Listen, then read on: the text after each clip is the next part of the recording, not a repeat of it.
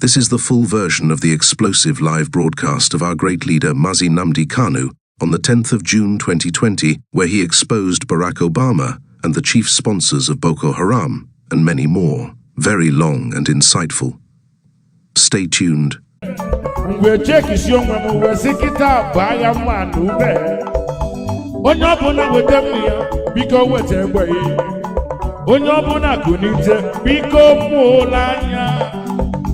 Onye mulanya nenu wakifone ma mulanya makila lola onye no na kugebule egbe je chaba ko bechiri je chaba kwa mbegu debe no no yi mo be egbentu idebe be yi ichoze pompa chon idebe.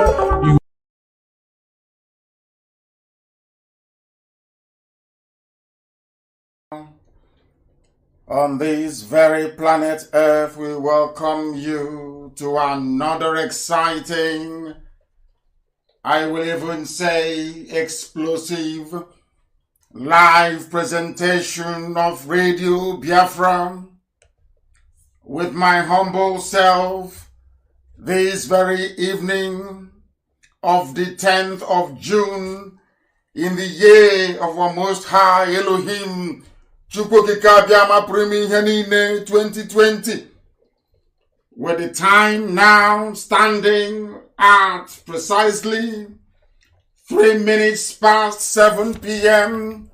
in the blessed land of Biafra, and by the same number of minutes past the top of the hour, regardless of where you are resident, where you are domiciled, where you are working, even those who are traveling, I say good morning, good afternoon, good evening, and good night to some of you. Radio Biafra is not like any other. We are listened to across the entire 24 time zones of this very earth that we inhabit. Therefore, regardless of where you are and what you're doing, if you have access to the internet, you should be able to receive and listen to this very live presentation. If you are on social media, it becomes even far more easier by going to my page at MAZI NNAMDI KANU with over 400,000 followers.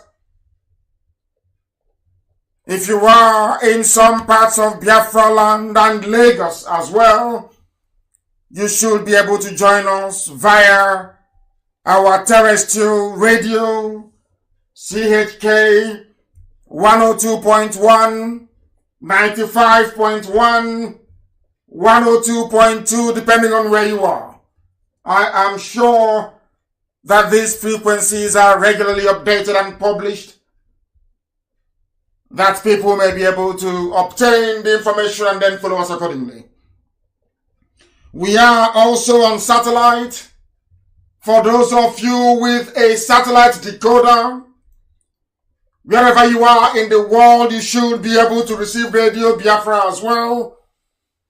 If you are on Radio Biafra app, if you are on TuneIn app, if you are on Simple Radio app, if you are also on Garden Radio, simply download any of these apps, search for Radio Biafra, you will find us.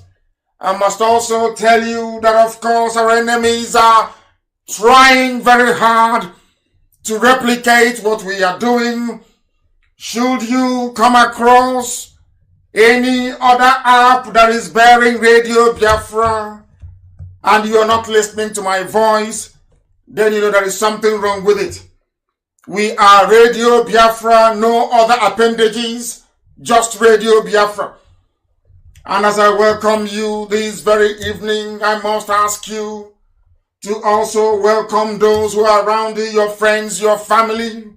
You must gather together, you must huddle together, where you are not able to allow people to come close to you, I will of course ask you to amplify the volume to make sure that those who are around can also participate, because what we are doing is unique. What we are seeking to accomplish is divine. Without the mandate from heaven, we would not be here today to spread this very gospel that we have been mandated to preach. My name is Nnamdi Kanu. I am the leader of the indigenous people of Biafra. I am the director of Radio Biafra. I am the director of Biafra Television. But above all, I am a servant of the wonderful people of Biafra. Before we proceed this very evening, I must call it a momentous evening, because shortly before we came on air, we know, or we saw and knew that Secretary of State Mike Pompeo was addressing a press conference. They have finished, and it was quite compelling. I will go through that as we proceed this very evening, but without further hesitation, we will call upon Elohim, as we always do, to come and take charge of our proceedings this very evening, morning, afternoon or night, depending on where you are. If you're listening to us via Facebook, you must also be warned that my account is being suppressed. All the money that the zoo has been borrowing have been going into making sure they stifle our attack. But they cannot succeed. They have never succeeded in the past, and they will not succeed now. Therefore, I must reiterate that those of them who are doing all within their powers to suppress our inalienable right to freedom of expression and of speech, those who despise freedom, those who do not want Africa to see the light, you are wasting your time. Regardless of what you do on my Facebook page, I will preach this very gospel. Millions are listening all over the world across a plethora of platforms. We are simulcasting also on YouTube. Therefore, all your efforts to try to censor, all your efforts to try to control our output is futile. You have failed and will continue to fail. It doesn't matter what you do. This very gospel we must preach. It doesn't matter. Before we go any further, we must pray this very evening.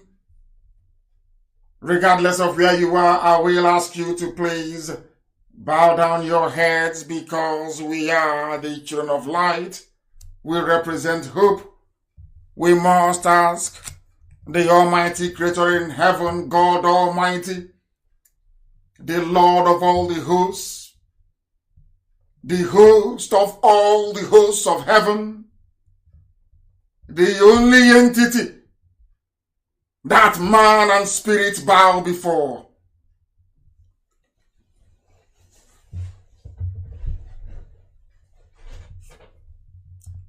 You sent us from above, our Lord, our God, our Father who art in heaven.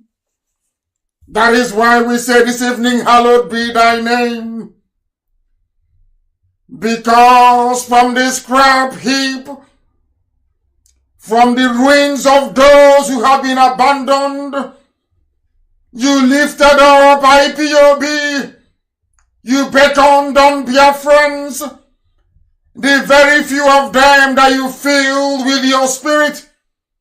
You brought us out of the waters.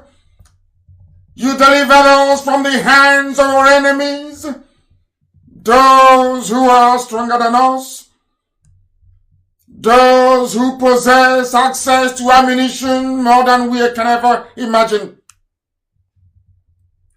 You delivered us from those that hated us, for they were too strong for us. In 67 to 70, they converged to destroy your creation. They confronted us in the days of our calamity. Men, women, and children died. But at the last count, over 5 million of your children lay dead at the hands of the enemy. But you did not abandon your children. That is why we glorify your holy name every day. That is why we exalt thee, because if not for you, our Lord and our God, today we would have been forcibly converted to Islam. But you decreed that we are your children, that you will bring us out into a broad place, that you will deliver us from the hands of our enemies. Because despite all our shortcomings and our sins, you delighted in us because we are blessed and we come from thee. You are the only God who reward according to the conscience of man, according to the cleanliness of our hands and of our hearts, according to the purity of our thoughts. For the time that you promised have come. For you said only if we can return to thee, you will deliver us from the hands of our adversaries. And we have come to thee, and from all that we can see around us, we have commenced under your guidance and your grace this irreversible journey to freedom. Therefore we praise your holy name.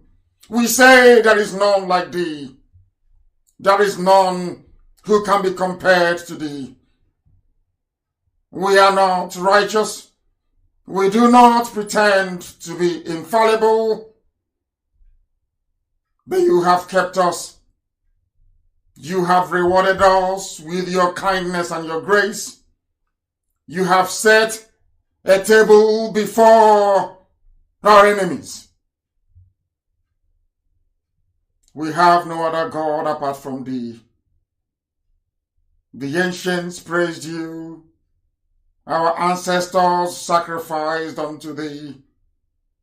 And this very generation and every other generation that will come will sing praises unto your holy name, because we are surrounded by enemies who are stronger than us, and you deliver us from their hands and give us victory over them. We have nothing, we possess nothing, we only brag with your name and no other. Therefore we pray, O Heavenly Father, that adoration, every exaltation, every praise and every honor, that your name may be glorified, adored and worshipped, now and forevermore we pray. Ise, Mama Dere Chineke. This evening, as it has now become customary for us, we are going to lay a very basic foundation prior to the commencement of our broader analysis this evening.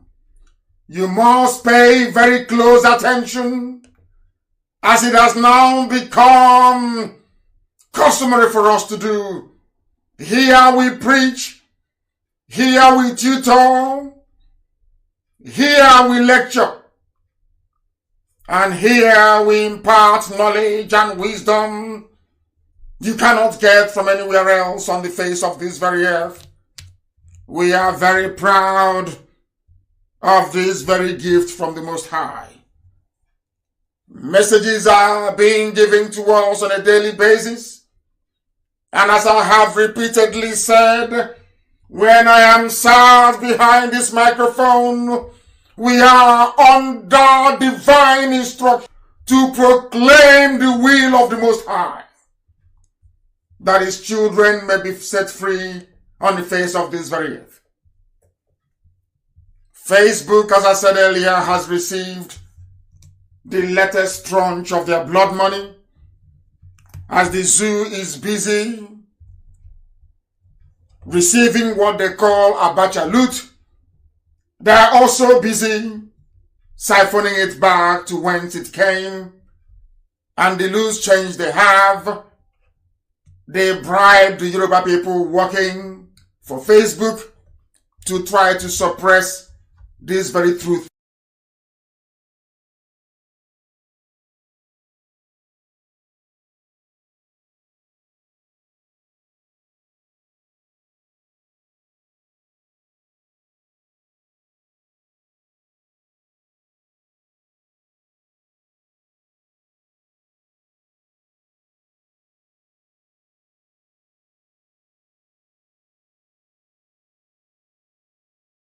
That we preach.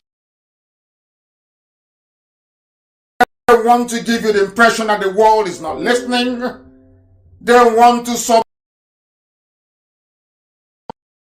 our agitation. They want us to be subsumed in Janjaweedism. They want us to be crushed and trampled upon. They want our resources to be siphoned away without anybody asking questions. And the only way they can accomplish that is if we allow them to succeed in holding us down in perpetuity. That we have sworn never to allow.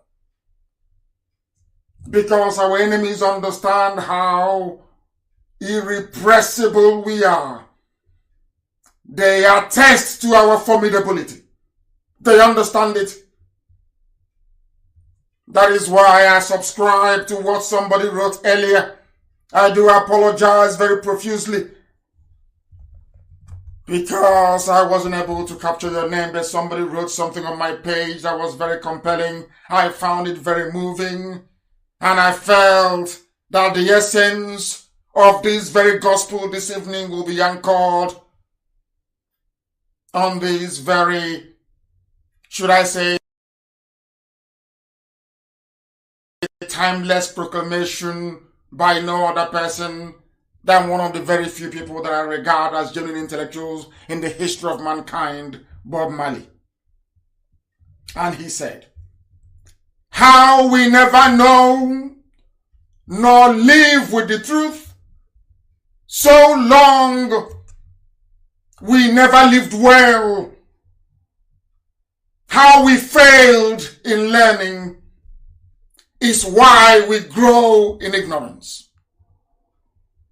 In knowledge, not even only our sense could free our own minds from mental slavery. In the era of George Floyd, in the era of all the outbursts against racism all over the world, in a time of rediscovery for those that subscribe to the sacredness of humanity, regardless of your creed, your race, your color, or your sex, that at such an auspicious time as this, we must all look at ourselves and begin to ask very critical questions, and by way of summary, having total regard for what Bob Marley said,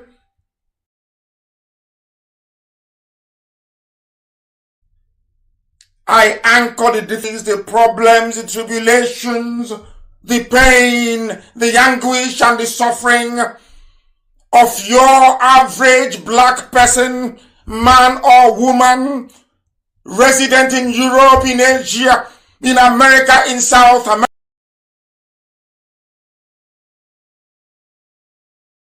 America, in Africa. I sum everything up as only one single deficiency: ignorance. And we are here to dispel, or should I say, to treat and cure our people of this very ignorance this evening, morning, afternoon, or night, depending on where you are listening to us from. Pay very close attention, please. Because in the Western world, when they make somebody a saint,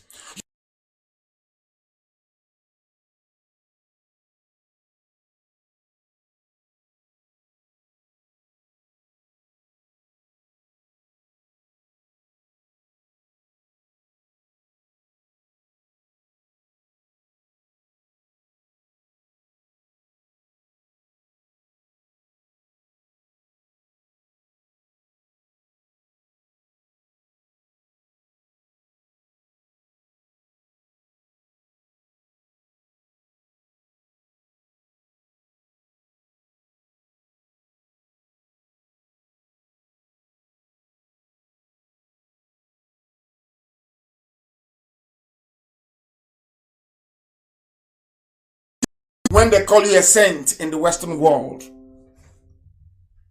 be it in Europe, be it in Britain, be it in the USA, even in Russia, it means you have done something that no other person has been able to do. You have slain one of the 3 deadly dragons you have in life. White people call it a dragon, so that you will not understand what it means. You don't see those things, but they are the things that keep you oppressed and locked down in poverty and penury. They are ignorance. The other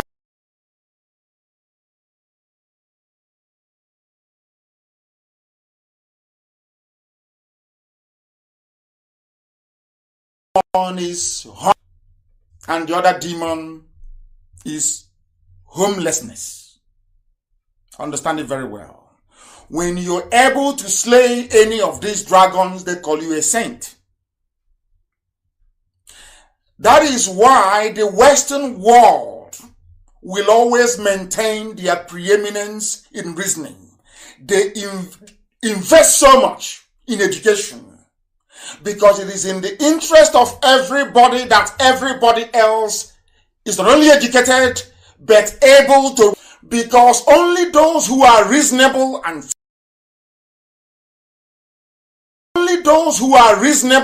sensible can practice true democracy. That reasonability or ability to possess common sense doesn't necessarily come from a paper degree.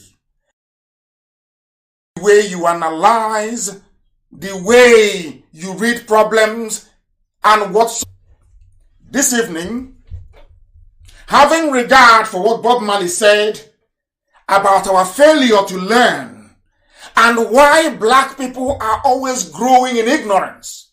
The only place where we grow is in ignorance. People think that having a PhD, having your master's, having whatever degree you may possess, somehow confers on you a recognition of intellectual prowess. That is not the case. What it means is that you can read and you can write in English language. It doesn't mean you're intelligent. It doesn't mean that at all. Because if 200 million people who are in the zoo called Nigeria, if they're intelligent, as they claim, there is no reason why before we came on air, newspapers and media houses are carrying the news that 50 people were slaughtered in Katsina, the home of the dead Buhari. 50 people killed. I thought that I would have said maybe 50 people killed in one day, but that wasn't enough. This is a country where only a few days ago, their so-called presidency without a president went out and told the whole world that IPOB was deceiving them or feeding them with wrong information. In that same country, in that same contraption, I must say it's a contraption, of course. Today, only today, in Katsina, 50 people dead. I want you to follow very, very attentively. In that same country, or in that same contraption, in far away in Borno, or I would say not too far from Borno, another 69 people were killed. 50 plus 69. These are those that we know. These are the ones we are aware of. There are plenty more we've not heard and not likely to hear because of lack of media coverage. Now, tell me why a country of 200 million people, allegedly, will sit idly by. And every day, such news will keep coming through. 50 killed, churches burnt, mosques attacked. Everywhere people are dying on a daily basis. The same people who are being killed have not summoned the courage to say enough is enough. Only what the Hausa youths did yesterday in Katsina. The billboard of the late Buhari. Something that a few years ago would have been unheard of. Because people have failed to reason. People have failed to comprehend. People have lost the ability to critically appraise and analyze their situation. That is why we are in this mess. And I'm trying to point out something here, so that you understand the relationship between what Bob Marley said. You will understand how that correlates to the people dying in the zoo every day. Because unless you get up and do something about it, next time it could be you or your children.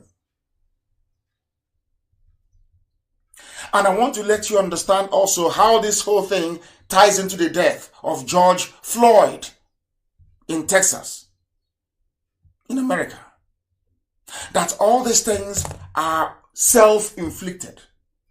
That black people are poor today is because black people want to be poor. Or should I say we are lazy. That laziness is not about being physically fit or being able to move 500 bags of cement in one day. No. That laziness comes from the way we absorb information into our brain, how we analyze it, critically or not, and the output or the decisions that we take as a result of how we actually understood that very problem in our brains. You must listen very carefully. I posted a video a short while ago on my page about the orgy of violence that Facebook actually blocked. If it is anything to do with pornography, they will allow it. But when it comes to educating and sanitizing our people to understand the dangers that we face at the hands of the Fulani Janjaweed, Facebook will rise up. And I keep saying it all the time, even at the risk of being labeled a bigot. Those who are doing these things are Yoruba people working for Facebook. And it is very, very sad that they are doing this. They have steadfastly refused to learn from history. They have refused to learn from history. What transpired in Ilorin will happen in Ibadan. They should mark my words as I speak. If they continue to support evil, using every instrument at their disposal, including their preeminence in the management of social media firms and mainstream media in Nigeria, what they encountered, the way they lost Ilorin, that same way they will lose Ibadan. Mark my words. I am speaking very slowly. this very evening because of the importance of this very message that we are about to impart. After posting that very video, a short while afterwards, coincidentally, Mike Pompeo spoke and addressed the issues contained in the executive order signed by President Trump a few days ago.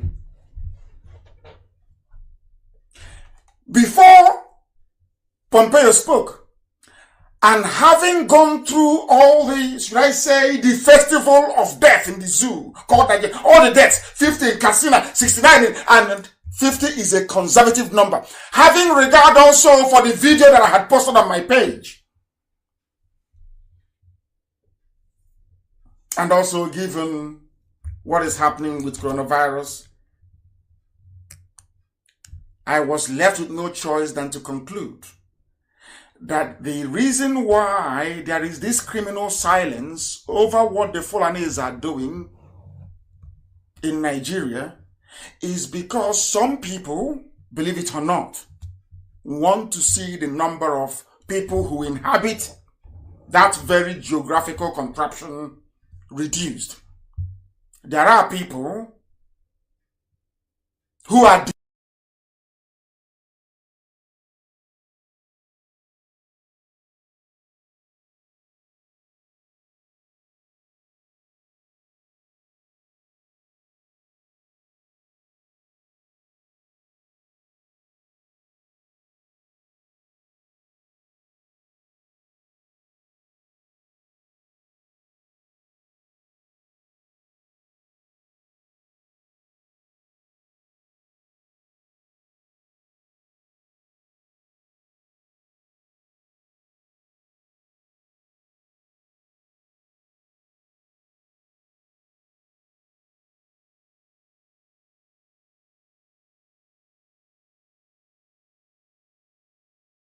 disturbed. As many people as possible killed inside Nigeria. Why do I say so? Because Pompeo said this evening before I came on air, he said, in Nigeria, ISIS and Boko Haram continue to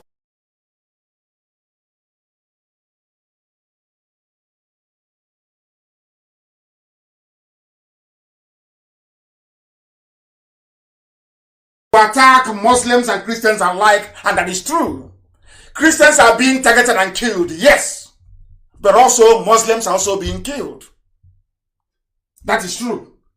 I agree. He also alluded to, it is just very fortuitous. People will maybe think that I saw his speech before he made it. I tweeted earlier today also about the beheading of 10 Christians by ISIS. If you go to my Twitter page, you will see it. I tweeted it this morning.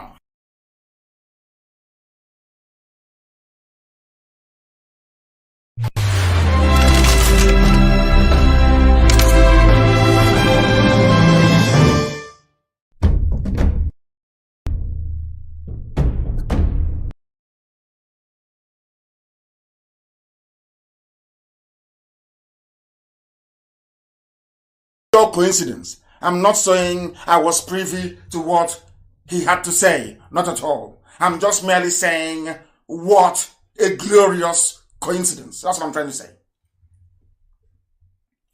Ambassador Brownback also mentioned and said, in Nigeria,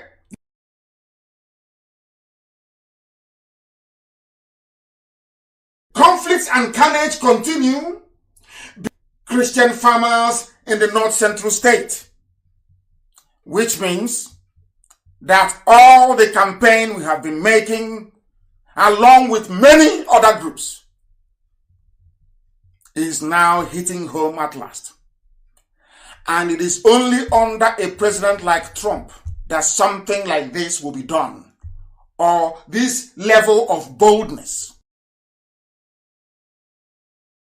Let us not forget, as we are all going all over the place saying, I cannot breathe, fighting racism, let us not forget that the man who put us in this mess that now white people are seeking to fix is a black man.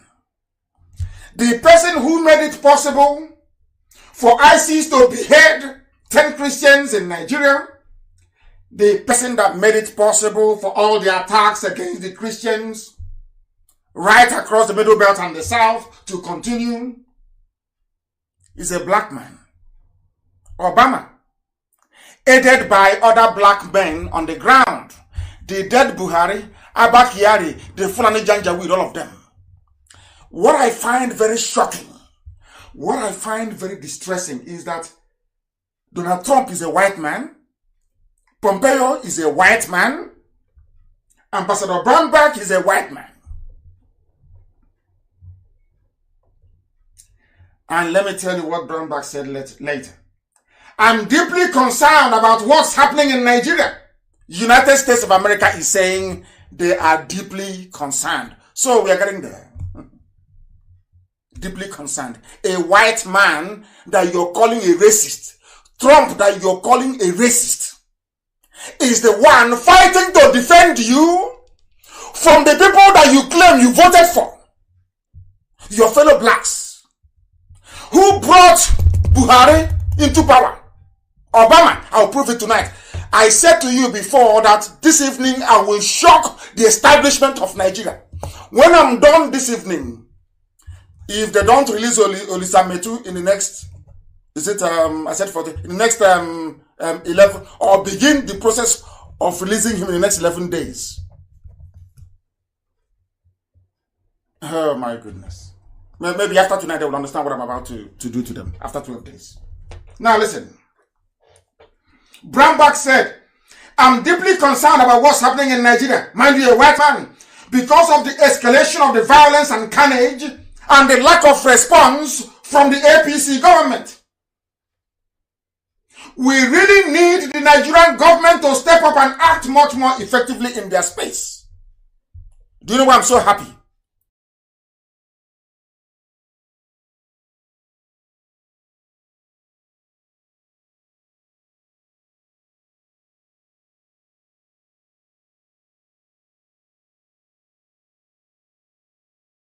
Because nobody can act. Say, I'm a bigot. I don't like the Fulani. I hate them. That is far from the truth. What I hate is the stupidity and the complicity of the Fulani feudal lords with the massacre, the mayhem, the nepotism, the backwardness, and the primitivity going on in the zoo. These are the people you expect. Those of you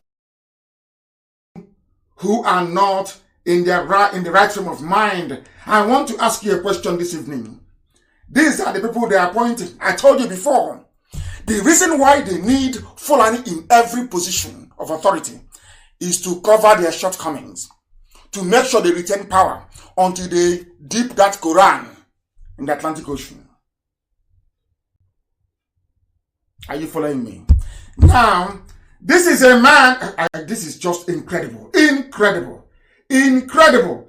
Because some of these things, when it's happening, you begin to seriously wonder what type of God actually created these people. You wonder what God made them. Do you know that there is a price to pay for mediocrity?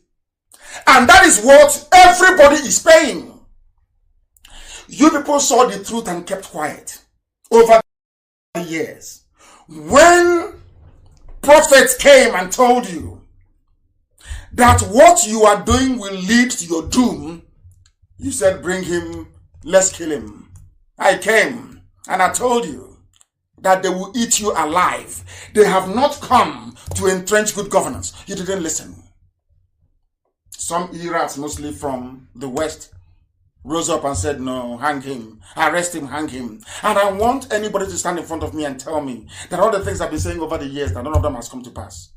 They have all come to pass. Everything I told you, to the letter, all come to pass. And this is the reason why these people do what they do. This is the reason why they are as evil as they are. This is why there is no repentance for them. You don't know who they are, but we know them very, very well. And this very evening, we continue to expose them. This is what the Fulani does.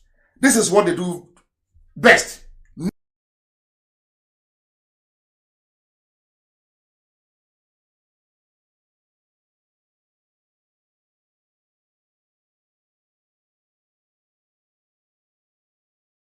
Question. Everybody listening to this program, which millions of people all over the world, have you heard of a Fulani scientist before? Simple question, yes or no? And I know the answer is no.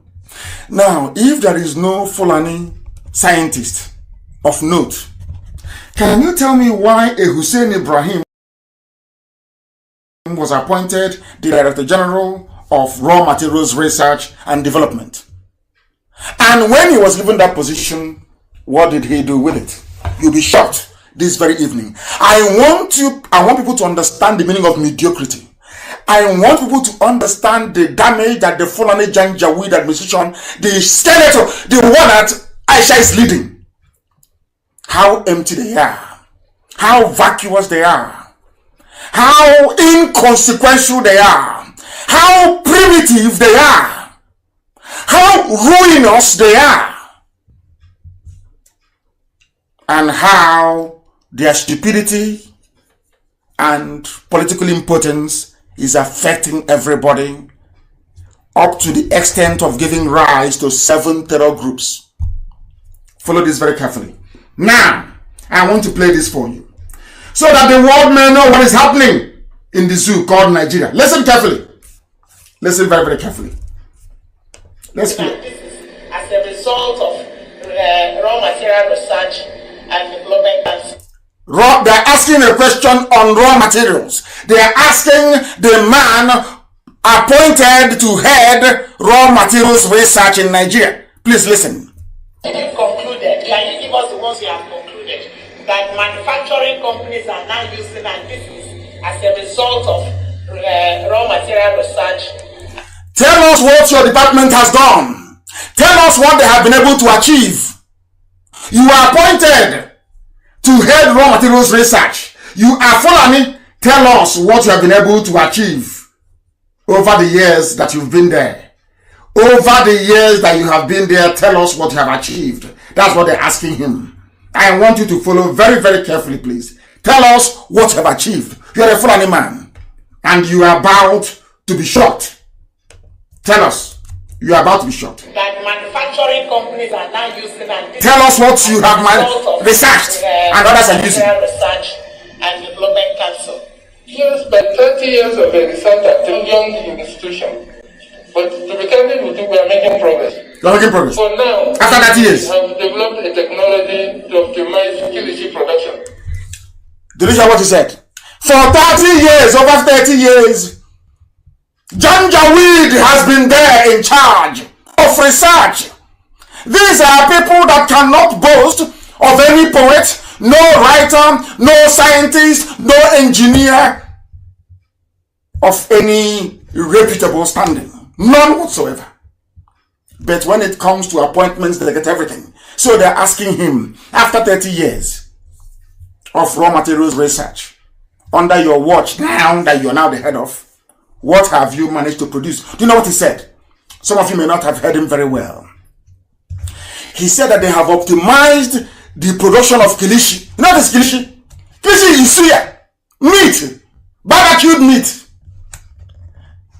So, for 30 years, what they were researching is how to slice suya, so it will be very thin and dried in the sun, and put a bit of chili on it.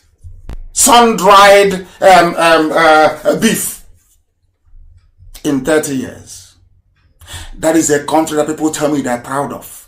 This is the one Nigeria that some fools come online to write rubbish, praising, saying they're patriotic for 30 whole years. And you're wondering why George Floyd was killed. Why wouldn't George Floyd be killed by white racists? Why wouldn't he be killed? And many more before him. And many more will be killed after him. Why not? When in Africa, The giant of Africa, the so-called giant of Africa, for 30 years, 30 years. The only thing they have managed to accomplish with their flagship research institute is how to slice meat, suya. So it will be very thin. You put it in pepper, you put it on the roof, so that flies and everything will converge and the sun will dry it. Kilishi. From a Fulani man, I am ashamed to be a black person after listening. I am horrified. After 30 years, Research Institute, the woman asked him, in 30 years, can you tell us what the benefit of the research you've been doing? Which company or companies have benefited from it? What materials, what products have you managed to produce or to say commercialize? He said that they have commercialized suya production. Kilishi. Kilishi. Giant of Africa. We are moving forward. The largest economy in Africa. The most populous black nation. No secession. No division. We are going to die here. All of us. These are the sort of people they produce. And an idiot will wake up and tell me. I was I was horrified by what I read. I thought, what's his name? Senator Shehu was an Hausa man, isn't it? Horrified. This level of stupidity is the reason why white people are racists. And you may not know the reason. You may be wondering, but how? Let me ask you. How come they don't kill other people as they're killing black people? How come? Because every other part of the world is doing very well. You cannot be a racist towards a South Korean. If you disturb them, they will go home. Even if they're from North Korea, if you give them too much hassle, they will go to South Korea and they'll find a job. How can you be racist towards a Chinese? They are the second largest economy in the world and the second strongest military in the world. Respect. How can you be racist towards a Japanese? In London, in Nomura Bank in those days, Japanese people get paid more than white people. That is class. Do you understand it? Do you understand it? You have not done anything that people should be, should I say, that people will look at and they will marvel and say, oh, let's respect them. I have been preaching this for many years. Respect is earned. The fact you're a black person walking all over the world doesn't confer upon you any special status or makes you to be deserving or worthy of respect. It is what you are able to do. After the Second World War, America was the only nuclear power. Russia knew that for America to respect Russia, they needed their own nuclear weapons too. And that's exactly what Russia did. They went, they copied the technology from the USA. One day they announced it. They didn't stop there. They placed a man, Yuri Gagarin, in orbit, into outer space. America now knew that these people are worthy of all respect. That is how respect works. You earn respect. The fact that a black man white cancer is not respecting you. Why wouldn't they kill you in America or elsewhere or in China? Tell me one African country that you're proud of. I say, name one single one. All of you are protesting. George Floyd against racism. And in your own country that same day, a place you claim is your country, as you're protesting, saying you're angry about a white man killing a black man, black people killed over 100 people, and none of you protested. That is the height of hypocrisy. To slice suya was what Nigeria achieved with their flagship research institute in 30 years. And you're telling me you're a Nigerian? Hey! Lord have mercy. Let's continue. Kilishi. Okay, if you want to, you have it. You have been in operation for over 30 years. Over 30 years. 33 years. 33 years. Up to date, you don't have you have not been able to, What I'm saying, I'm just trying to give a background. Background. The background to say that this is time to get to market. And I'm saying that we have reached milestone to get to the market. Oh, he is saying, he is saying that for 33 years, the foreigners they've been appointing to head the Raw Materials Research Institute, they have been preparing Kilishi. It was under his tenure now that they managed to move the Kilishi to the markets to go and sell. Hey, Chineke mia.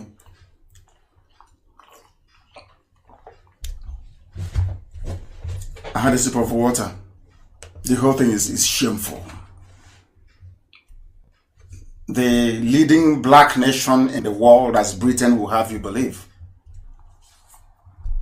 In 33 years, all they produce is suya. Suya that has been in existence for heaven knows when. Because the name of the place is Research Institute.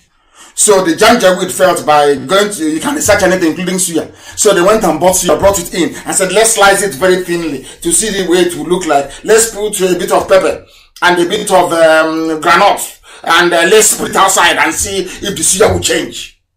Because that is research. That means they can research anything, including suya, for 33 years. And the man is saying, don't blame me. It was under me that I now moved the suya to the market. These are your leaders. And these are the fools asking you to vote for them in 2023. One Nigeria. And you are wondering why they're killing you in America. And you're wondering why they have 7 terror groups with this level of stupidity. Imagine the school that this buffoon went through. They are the ones answering professors that will rig an election for somebody without a certificate. They are all Nigerians. That is why I call them a zoo. That is why we call them zoo, and they are useless to the core. Because it is a black man. A black man is the reason why other races look down upon them. A black man is the reason why people are being killed all over the world. If you are black, you are in danger. You are imperiled because of the behavior of all of us, of black people. If nobody will tell you, I will tell you. Our behavior stinks. The policeman that killed George Floyd is fulfilling his duty. Because you're useless, you are nothing. I know some children are listening. I preach the way I do, so they will not be like their fathers and their grandfathers. Never. You must be different. And that difference starts from Africa doing well. Africa must do, for you to be a black, anywhere in the world, and you're a black man. If Africa, black Africa, sub-Saharan Africa, is not fixed, you have no honor, you have no dignity, you have no class, and you have no worth. You are worthless. If you like be Oprah Winfrey, if you like be TD Jakes, you are nothing. Nothing. It won't stop them from killing black people, because collectively we are dumb. Dumb, useless. I'm telling you the truth. Some of you never knew before. George Floyd died when? In 2020. They killed him in America. Because I'm saying this for the fools that will come and say, oh, but you can see Oprah Winfrey, you can see Michael Jordan, you can say, all of you, you don't reason. You derive your worth from the value, from the sum value of a collective. That's why when we speak, we say the British did this. It could be only one person. We say Britain did this. Britain did that. Only what Lugard did we are still talking about today. Collective. America did this because of what Pompeo said. Collective, as a unit, as a people. Do you know that the first woman billionaire in the history of the whole world was a black woman in America? Do you know who her neighbors were? Rockefeller, a black woman. Her name was Grace, wasn't it? I'm sure some of you have seen it on Netflix. Go and watch it. Her next door neighbor was the richest man in the whole world. Rockefeller was her next door neighbor. That was how rich she was. A black woman. Did that change the lives of black people? No. Individually, maybe her bloodline may have benefited. Maybe earned a little bit of respect. The way they will respect maybe Beyonce or whoever, because you've made it in life as a person. But as a group, once a policeman sees you in America and you're black, your chances of survival is very slim. They're not doing it because they hate you necessarily. They're doing it because you are a human being. You have refused to think and reason like a human being, and you're not living like a human being. That's why they do it. And do you know why? Every racist in the world, every racist, you know those are called racists. Not the likes of the policeman that killed George Floyd. Those are called racists. Are those that believe that Nigeria should be one. Are those that come and tell me that something a white man created, a non-African created, should be preserved, and if you speak against it, you die. They are the real racists. Like Senator Shehu Sani. These are the real. Their own racism comes from ignorance. They know nothing. Their brains are empty. A black man is the main, is the fuel, is the oxygen that keeps the flame of racism burning. A black man is. And I'm proving it to you tonight. These are black people that support the instruments of racism. Some of you don't know that we heard and we saw them pulling down all the statues of all the racists they can find everywhere. Yeah, I was even told that the statue of Rhodes is also under scrutiny. You know who is Rhodes? I'll tell you later.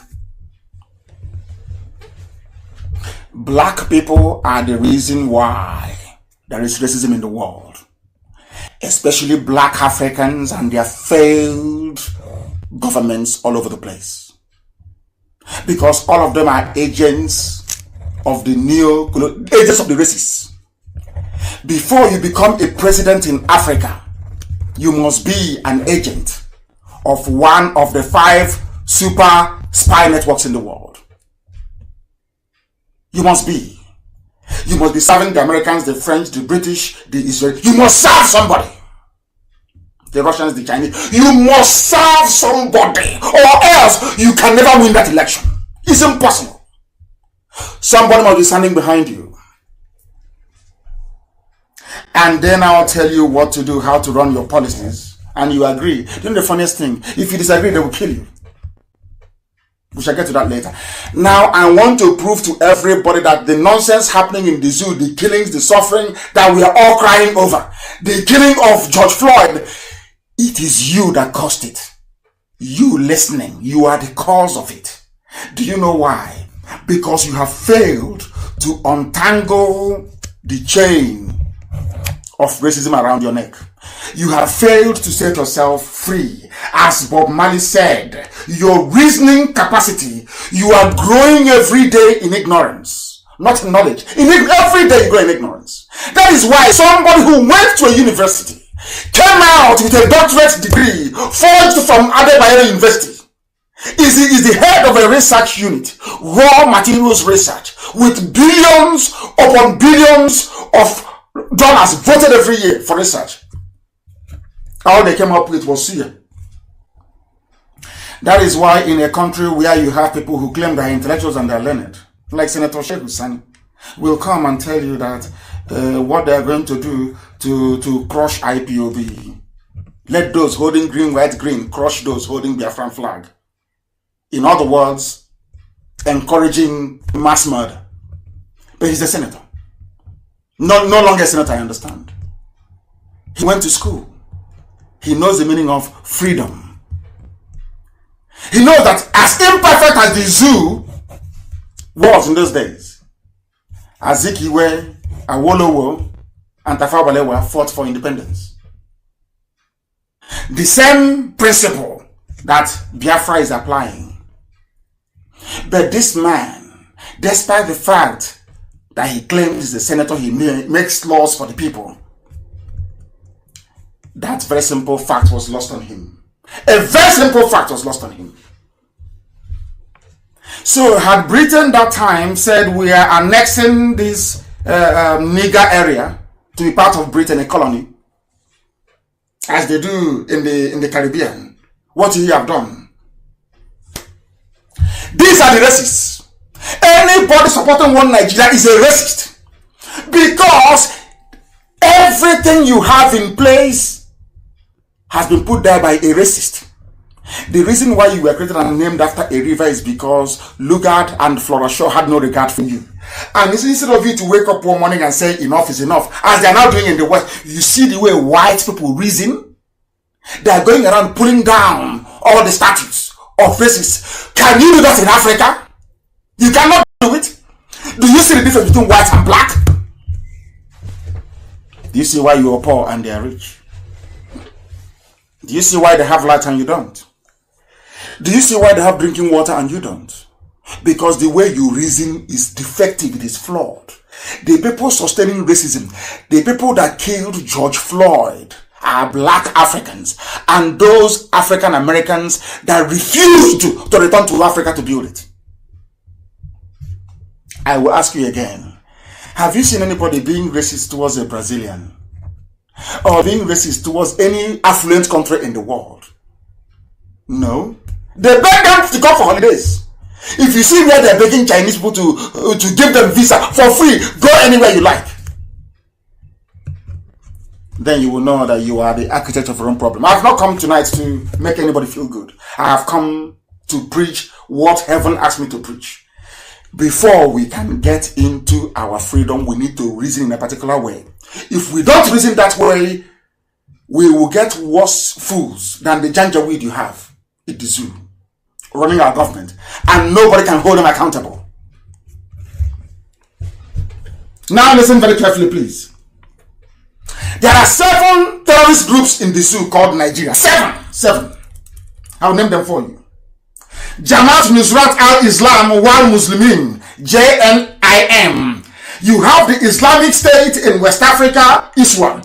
You have the Islamic State, Greater Sahara, another one, ISGS. You have Al-Qaeda in Islamic Maghreb, AQIM. You have the Ansaruddin. You have Boko Haram, and you have Mediocrity. From one people. So when Buratai says, or his ghost says, oh, we are fighting them in Borno. Are you fighting Boko Haram? Are you fighting Mediocrity, which is a partner in your murderous regime? Are you fighting Ansaruddin? Are you fighting Al-Qaeda? Are you fighting ISIS in Greater Sahara? Are you fighting ISWA, ISIS in West Africa? Are you fighting Jamaat Nusrat al-Islam wal Muslimin? Who are you fighting? Do you see the mess you're in? If you're a Nigerian, do you see how hopeless your life is? Because if Jamaat Nusrat doesn't get you, ISIS in West Africa will. If ISIS misses you, ISIS in Greater Sahara will. If they don't get you, Al-Qaeda will surely get you. Let's say you escape Al-Qaeda, Ansaruddin is waiting for you. And let's say you manage somehow to wiggle your way out, you confront Boko Haram.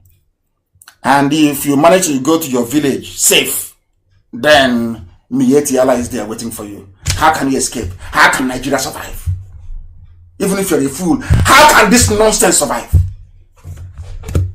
I am saying to you, they call us, I want to prove to people tonight, I just want to lecture, to prove to people tonight that a black man is the reason why George Floyd was killed by a white policeman. It is down to the stupidity, complacency, idiocy, and mediocrity of a black man. These are demons you cannot see. For you to be classified as a civilized people, you must be able to slay all of them. You must kill. And the first demon, the most difficult demon to kill, is the demon of ignorance. Do you understand? I want to give you a secret as to why IPOB is formidable. We are formidable because we started from the scratch to school and to educate our people on how to reason critically. That is why IPOB is undefeatable by man. Undefeated. You cannot. Not in 1 trillion years, you cannot. Undefeatable. Because we started from the bottom. We identified that ignorance is the greatest killer disease you have in the whole world. The greatest killer. And the white man, being very clever, they discovered that ignorance was the problem. You know what they did? When the Enlightenment started in Florence in Italy, they spread it all over Europe. And now they held it back.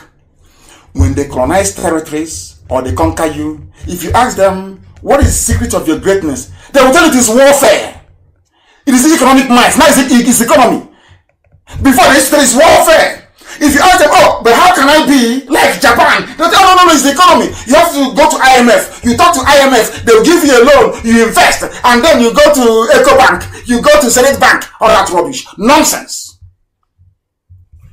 The foundation upon which every success is built when it comes to society is based on how intelligent they are, not how clever, how reasonable they are.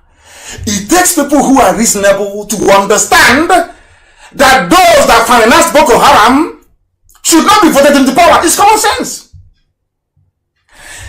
Listen, before Jonathan came, Obama wanted a Muslim to be in charge of Nigeria. Understand this very clearly. He should have taken the so-called Nigerians to know that although we want Jonathan to go out, this bunch coming in, they're bad news.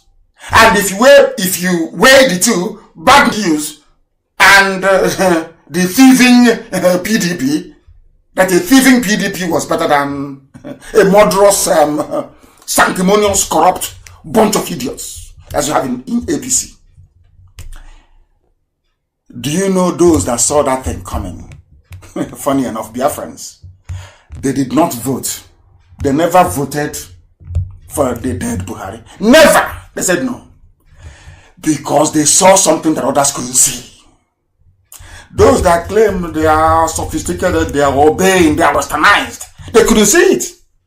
It's something now happening between us and Ohanese. Why do I say that blacks are the main problem of black people all over the world? Don't blame any white man. If you're blaming a white man, you're foolish. A white man came all the way from Europe. Arabs came all the way from Arabia, came to Africa. You sold them your own people. You gave your mother, you sold everything. How do they respect you? How do you think? Let's be honest. So let's experiment. Go out tonight or tomorrow morning. Bring out your son or your daughter on your doorstep.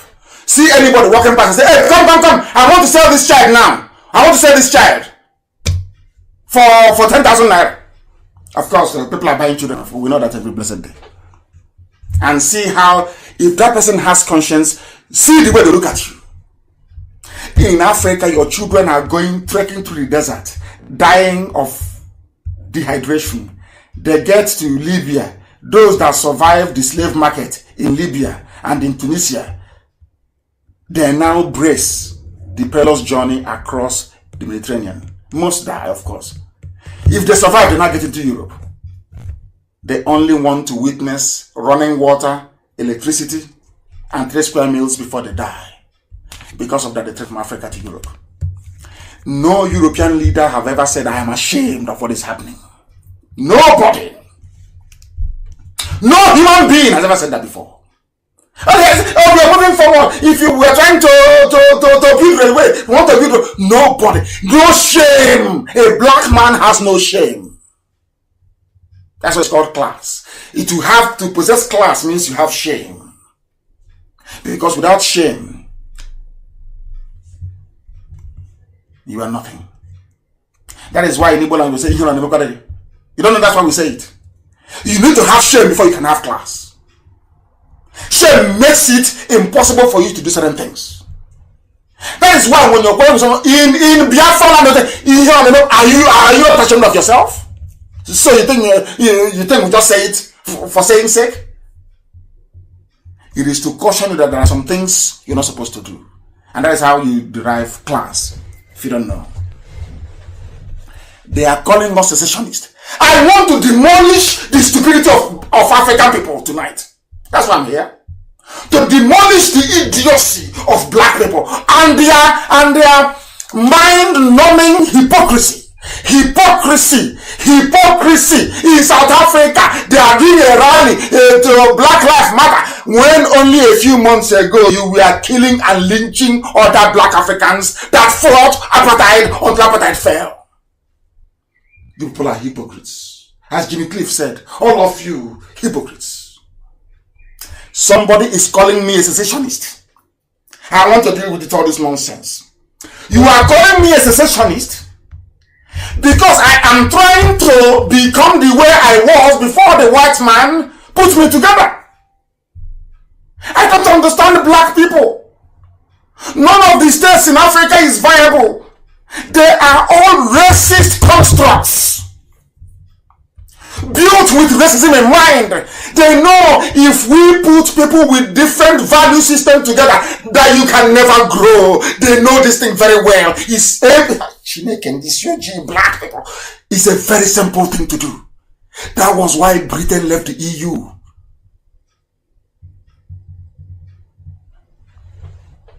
Convergence of value system. I was on my own. My ancestors were there.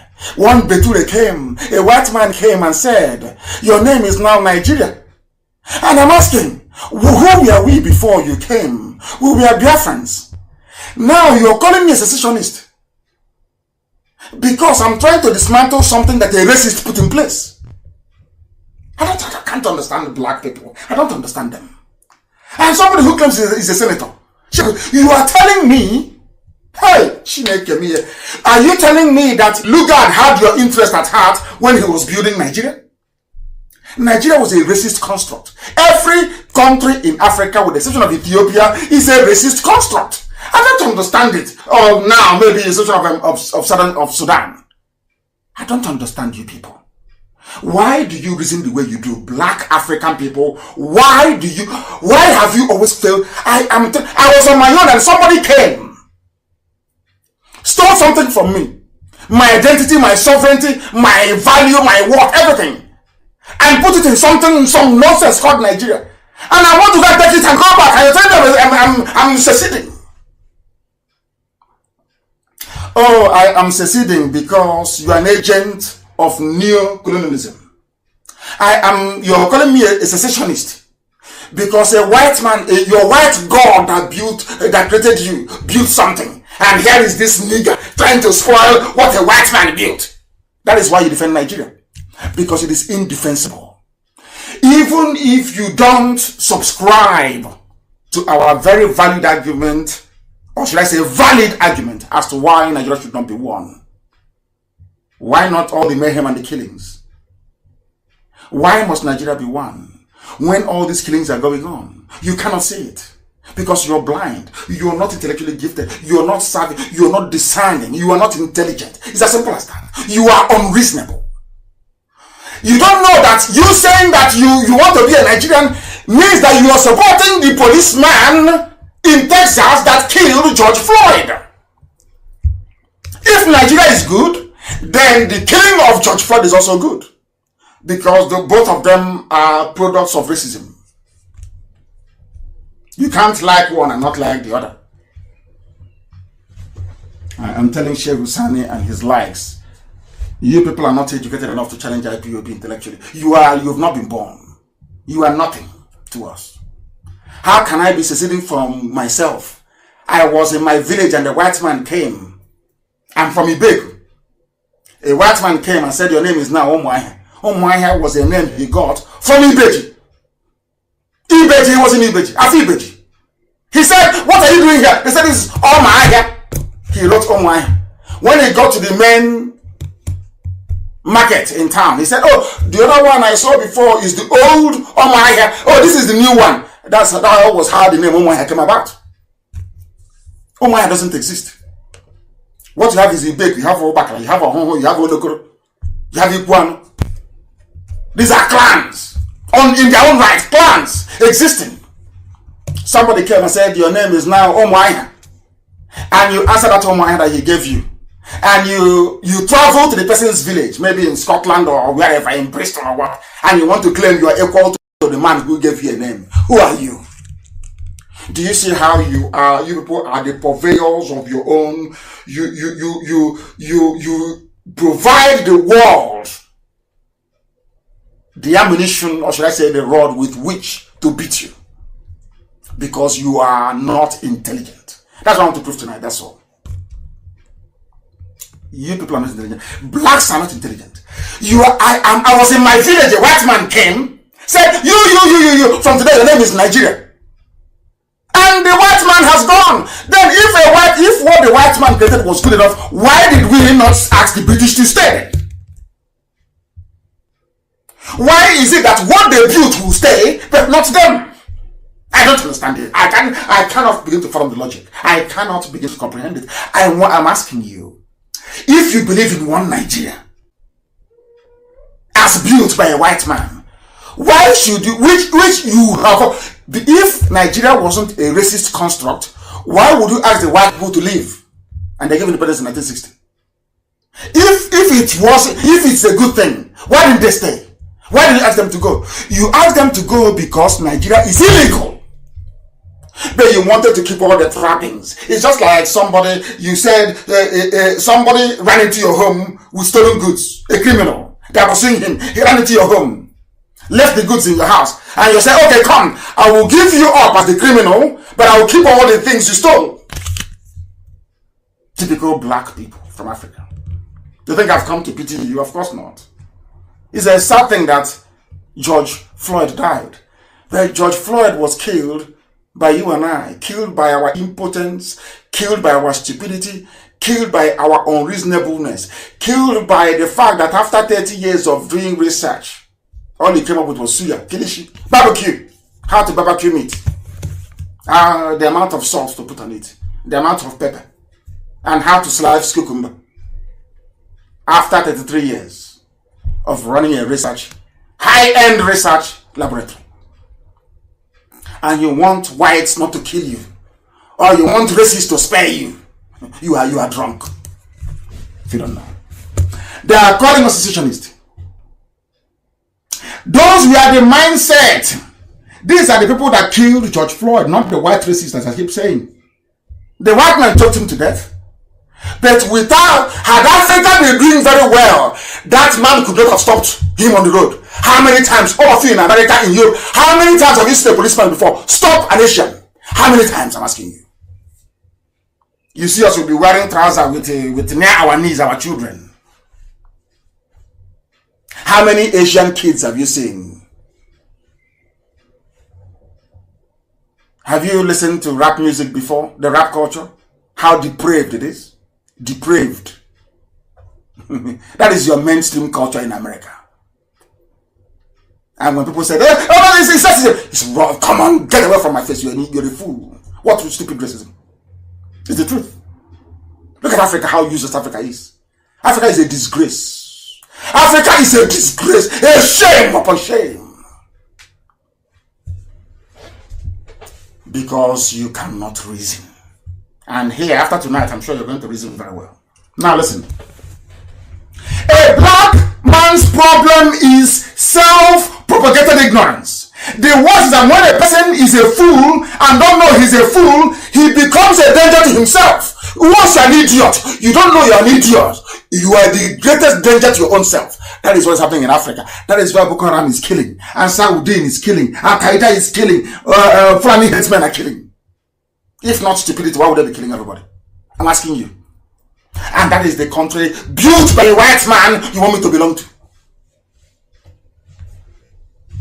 They want to secede because you're so lazy. That is why you want oil from Biafra land. You people are so lazy you can do nothing. I challenge them. If you are not a lazy group of people, go and form your own nation. You people don't. Hey, I'm going mental. Listen very carefully to me.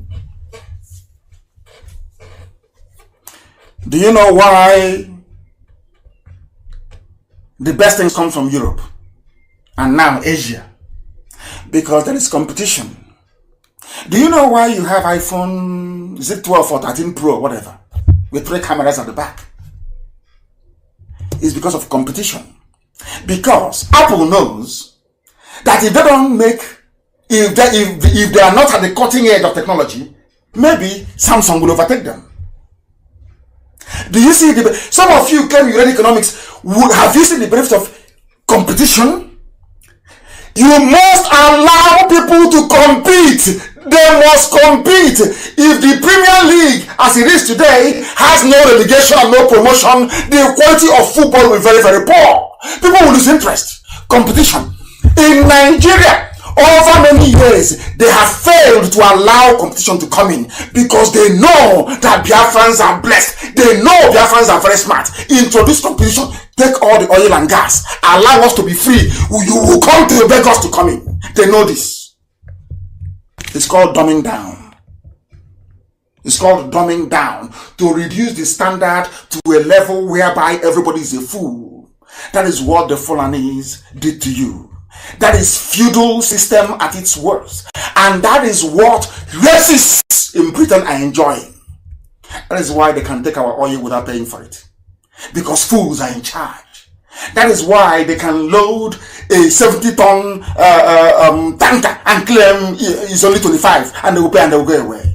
That is why anybody who says, I support one Nigeria should not fail, that person is corrupt. I don't care if you are the president or prime minister of the most advanced country in the world. Once you support Nigeria as it is, you are a racist.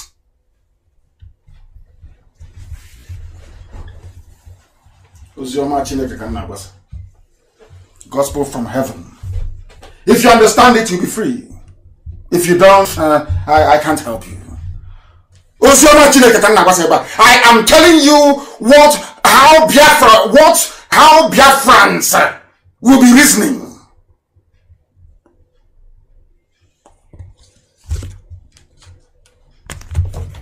This is how we're going to reason in Biafra land. Everybody will reason this way. We will teach common sense and reasoning from nursery.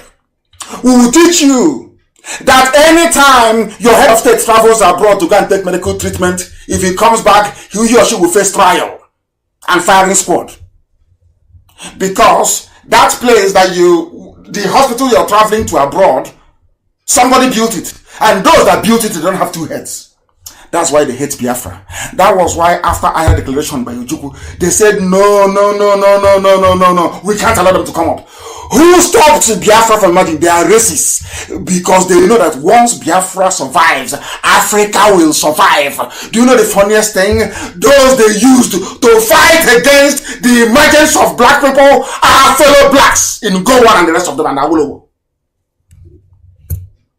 Had Biafra stood in 1967, George Floyd will not be killed by a white man in Texas, because Biafra will be a reference point and a beacon. And the same effect that Japan had on Southeast Asia, Biafra, because once you have Biafra and they see we are working hard, Janjaweed, the Fulani, will be forced to abandon their cattle and to go to school and to work hard. It's simple common sense. It's called competition. They took everything away. Took all the competition away. They think we are fools. Guys, do you now see how anybody who is against a secessionist is a racist? If you're against me, you are a racist. Because I had an identity before the white man came. That identity is what they are afraid of. They don't want me to return to it. Because in a place called Nigeria, they have defined everything. They can control me, both in the physical and in the spirit. They own you. But if I go back to the land of my ancestors, I will be guided by the rules and the laws of the land. That's how it is. I want to prove beyond every reasonable doubt that Fulani killing of Judeo-Christians, and to an extent also, because we must be truthful.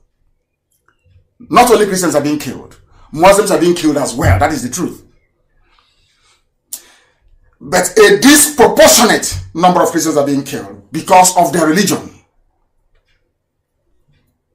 The reason why they kill Christians and Biafrans is because they are doing the work of racists in Europe and in America, especially those in the Democratic Party. You know me, I call a spade a spade. I don't believe in all that stupid, nonsensical, political correct. I will go back to US. If the Democratic Party don't want to see me because of what I'm saying, then so be it.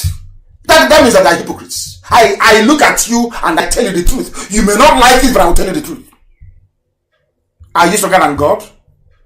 Elohim, he is the one directing what we're doing. If you don't know, ask those that said over that dead body will Biafra come. Even in Abba, they are today in the grave.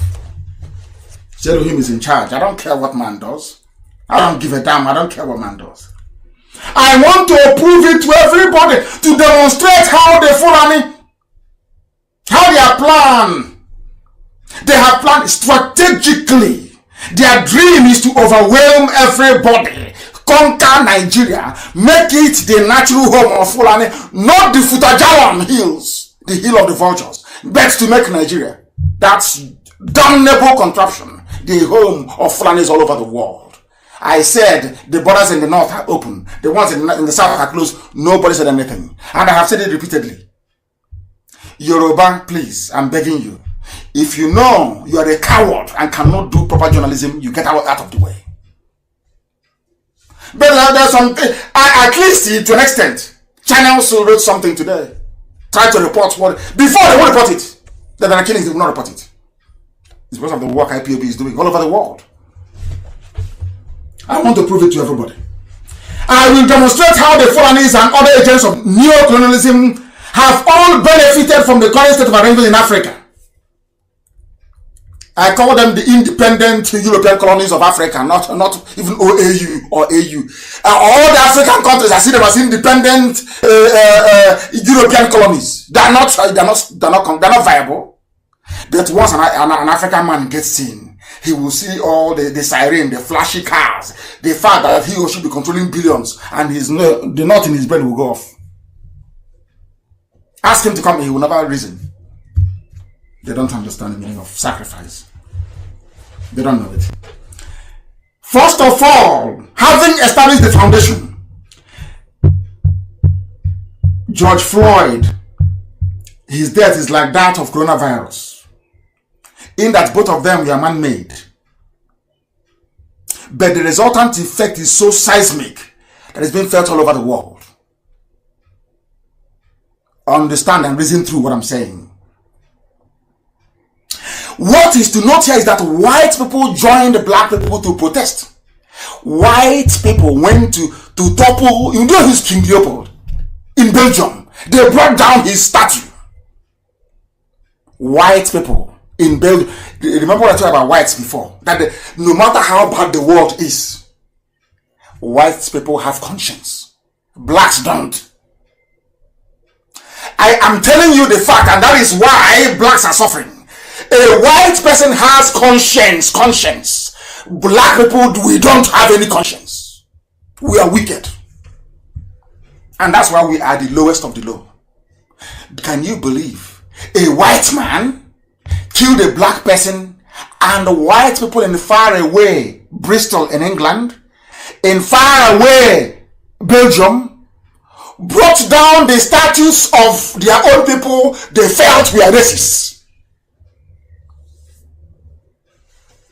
But in Africa, South Africans were killing their own fellow blacks not too long ago. Nobody did anything. No sanctions against South Africa, nothing. Do you see how the difference between you and white people? Do you see why God loves them? Anything they touch turns into gold. God gave them the grace of Midas touch. Anything they conceive in their mind, they build, they make. Others copy from them. Everybody copies from Europe. You must copy from them. By that I mean USA, because USA came from Europe. You must copy from them. You must copy from them. Be you Chinese, Japan, whoever you are. You may improve on their product, but the original idea belongs to Western Europe. Because they are blessed. They have conscience. Do you have conscience as a black person? If you have conscience, why would you want to secure a vestige of racism? Every state in Africa is a racist creation. Why do you want to keep it? As a black man, I'm asking Senator Sheikh Husani, why do you want to keep Nigeria as one? Based on what? Because it was built by a white man? Based on what? I'm asking you. Are you related to me? In what way? Do we worship the same God? Do we eat the same type of food? Do we dress the same way? Do we even reason alike? I believe in a Republican society where everybody is equal. Is that what you believe in? I believe in democracy. Is that what you believe in? As a Janjaweed, you don't believe in all these things. So we cannot be together. We just cannot be together. It's not possible. A white man made it so we can all be poor at the same time. We have irreconcilable value systems. What you are doing is a lecture of this type you have not heard anywhere before. Now listen. White people joined a protest all over the world to protest against the killing of a black man by a fellow white. Now, how many times have you heard black people protest the killing of a black man by another black man? Never. Who is protesting for the 50 people killed in Katsina?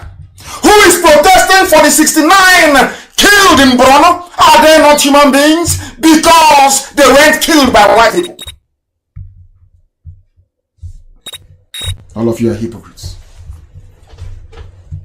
Every symbol and every statue of oppression and racism in America and in Europe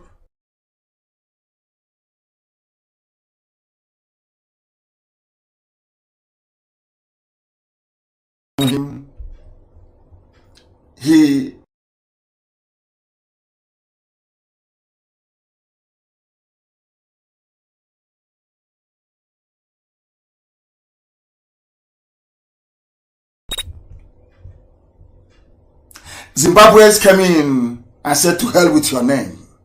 They answered Zimbabwe, which is an ancient name. Do you see how people reason? He came in. What do you think would have happened if that place remained Rhodesia? It's if you go and say, hey, treat me as an equal, they tell you you're a fool. You're answering the name of a white man that enslaved you, colonized you, pillaged your land.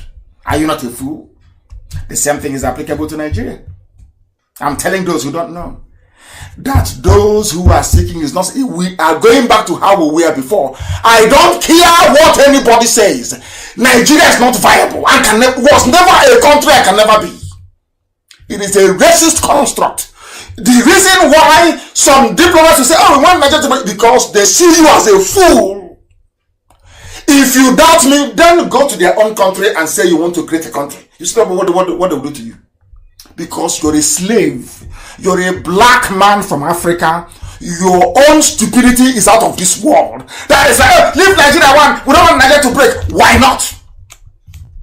Every empire crumble. Why not? Russia, Soviet Union broke up. Yugoslavia broke. What happened? Did the world come to an end? As Bob Marley said, none of big states can stop the time. If you detonate every atomic bomb in the whole world, the time that God made will continue. So the world will not come to an end. Those lobbying and saying Nigeria must be kept as one are those collecting gas and oil for free. There are those coming and bribing your ministers and making your lives miserable.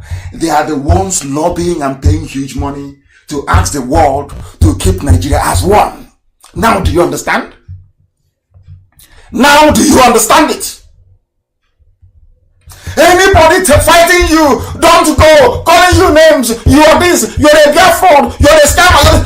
That person, unbeknown to him or her, is an agent of racism. They want to keep you locked down in an artificial construct made by a white man for the habitation and enslavement of black people. Simple logic. Simple logic. Now listen to me. Do you know President Bill Clinton? Do you know President Bill Clinton, the husband of Hillary? Do you know him? Clinton went to Oxford as a Rhodes Scholar. That Rhodes I told you. Cecil Rhodes. And who was Cecil Rhodes? The master of racism, the master of pillaging of Africa, the master of slavery from Africa.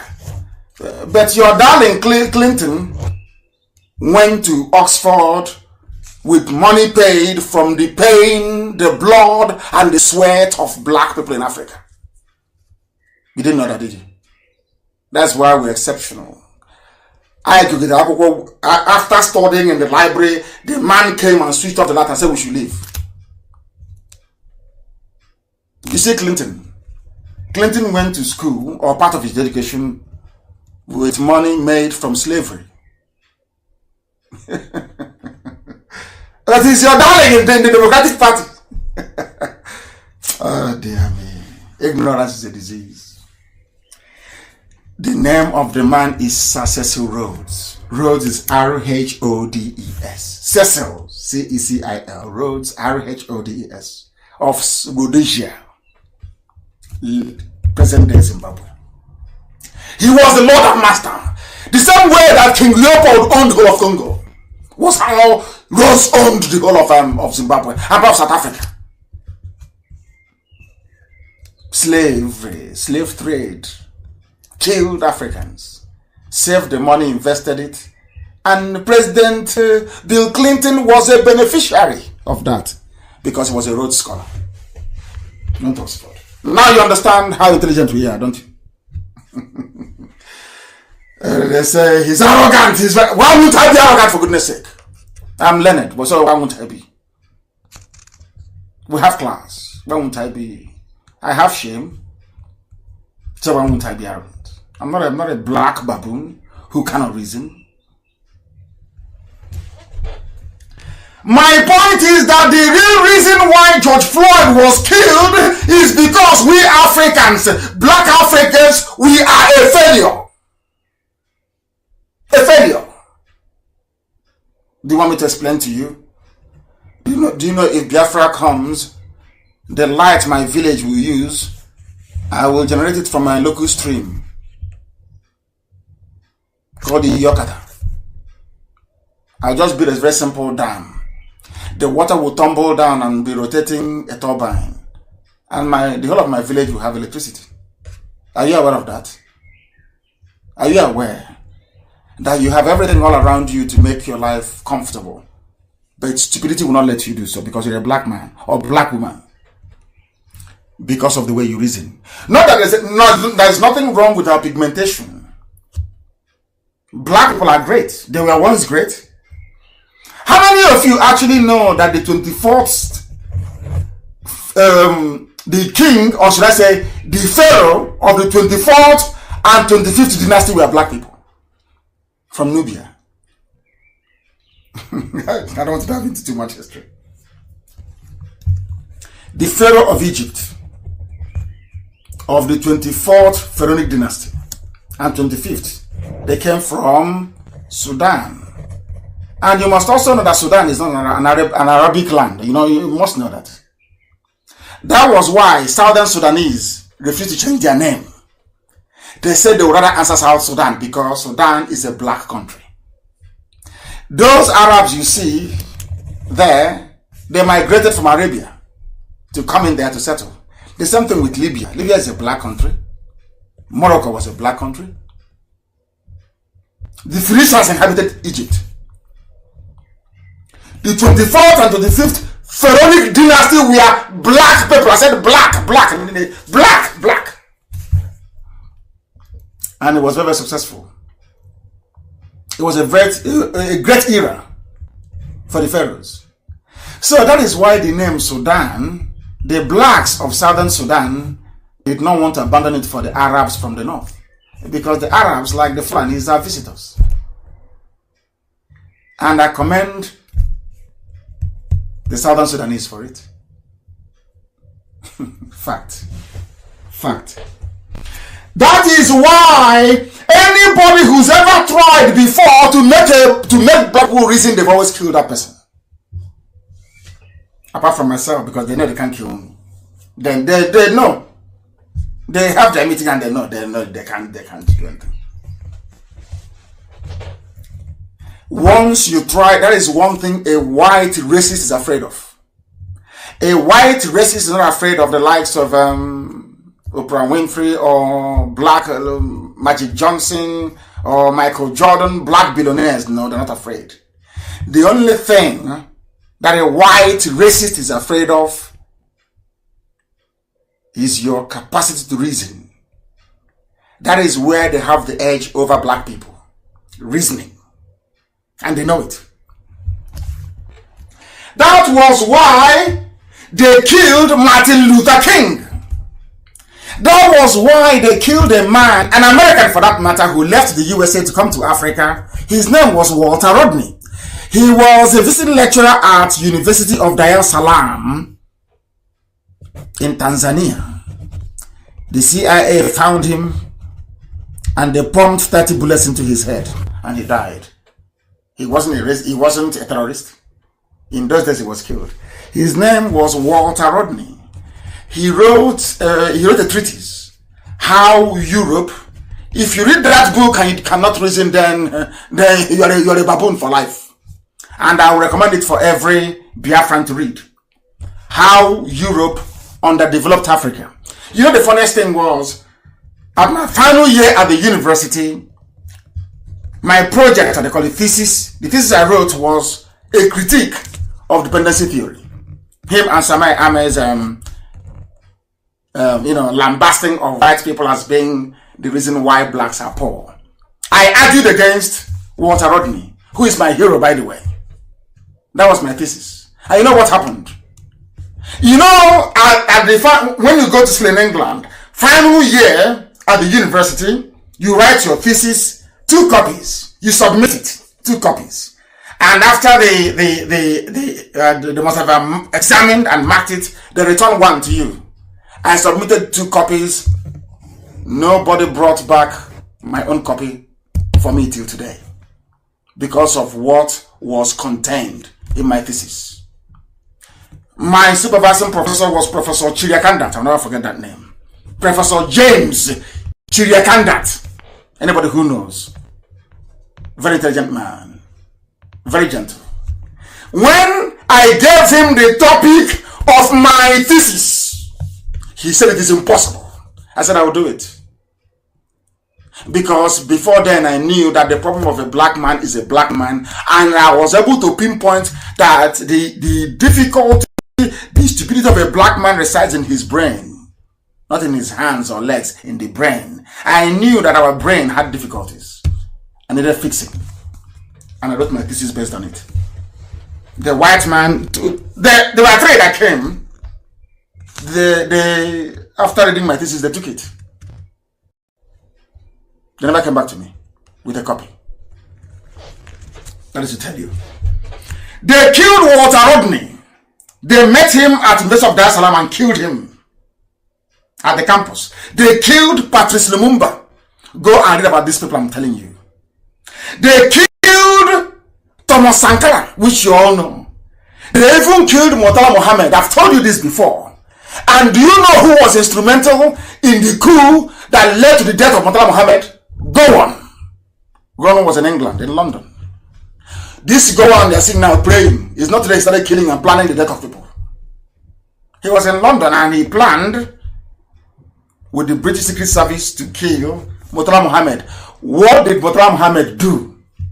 exactly what Ojukwu tried to do, to indigenize our people. Murtala Mohammed changed the name of Union Bank, sorry, the name of Barclays Bank to Union Bank, Standard Bank to First Bank, changed British Petroleum, yes, BP, the same BP that Harold Wilson killed 5 million Biafrans because of BP. He changed the name from BP to AP. That is why you see AP filling stations, Africa Petroleum. It was made possible by Murtala Mohammed. And the British said, you ungrateful... What was it? It was Kanuri. Not it was Fulani. It was Fulani. They said to him, you ungrateful Fulani man, we are going to kill you. That was how they killed Murtala Mohammed. So he was killed actually by British secret agents, or secret service, so to speak. MI5 killed him. They made it like a coup through Dimka. They convinced Dimka all that rubbish because Dimka was from the Middle Belt, and so did Gowon. Gowon was part of the coup that killed Murtala Mohammed. Murtala Mohammed was an intelligent man. He wanted to indigenize, and he was killed. They killed Steve Biko. They left others alive, but they killed Steve Biko. Have you listened to Steve Biko's speeches before? The anti-apartheid crusader. Have you listened to him? If you listen to him, I'm telling you about black men you can listen to and your lives will change. It can never be the same. I'm not talking about Murtala Mohammed though, please. Not Murtala Mohammed. Martin Luther King, Walter Rodney, read his book. Patrice Lumumba, go and read about his speeches. Thomas Sankara, what he did and his speeches. Steve Biko, Bob Marley. Bob Marley was killed by the CIA. They put a poison dart in his shoes. He put his leg in. A tiny pin pricked his toe, his right toe. That gave him cancer. And from there he died. Why did they kill him? Because the man was, in fact, I don't know, I see Bob Marley as one of the most, should I say, is the most intelligent black man to walk the face of the earth. He's a philosopher. The only thing that Bob Marley knew that if we were to start writing books, blacks won't buy it. So he sang songs. He started singing. He knew that blacks will not buy books. He knew very well. He started singing. Bob Marley is the greatest of them all. Martin Luther King comes very close second. Listen to him. And Malcolm X. These are people you listen to, and your lives, your life will change forever and ever. All of them were killed by white racists. They were killed by white supremacist governments all over the world, including USA and Britain, including France. So France killed Thomas Sankara. It was the same Belgium, Congo. In fact, it was CIA that killed Patrice Lumumba. CIA killed him. And who did they use to kill him? Mobutu Sese Seko. Who did they use to kill Thomas Sankara? Another black man, Blaise Compaoré. And that is what they do. If you want to destroy IPOB, why go far? Let's look for somebody close to his village. Let's look for somebody who has if I can even name. Let's use somebody who is a Biafran. Let's bribe them. It didn't start today. That is the trick of the white supremacists. I've not even come to the part of the. I'm going to stay on this evening, please. I know that some of you may be worried, but I have to stay. I have things to preach. Please, I have things to preach. We're going to be here for a while this evening. If your data is finished, go to your neighbor. You people should combine, cooperate, and buy data. Those of you listening via social media. Nelson Mandela only survived apartheid onslaught. Do you know why he survived? because white people all over the world took up his cause. It was not because of the blacks in South Africa that South Africa became free. They may have provided the resilience, the backbone, and the impetus, but the bulk of the work in terms of awareness, consistency of the campaign, potency, and drive all came from whites all over the world. That's why I told you that they have conscience. They may be evil sometimes, but in the when you weigh everything, whites, they have conscience. Let's be honest about it. Are you telling me that we are black people to be in the position or in the pinnacle of the tree of life on this earth that they will spare anybody else? Look at what the Fulanis are doing to you. That should tell you. They will kill everybody.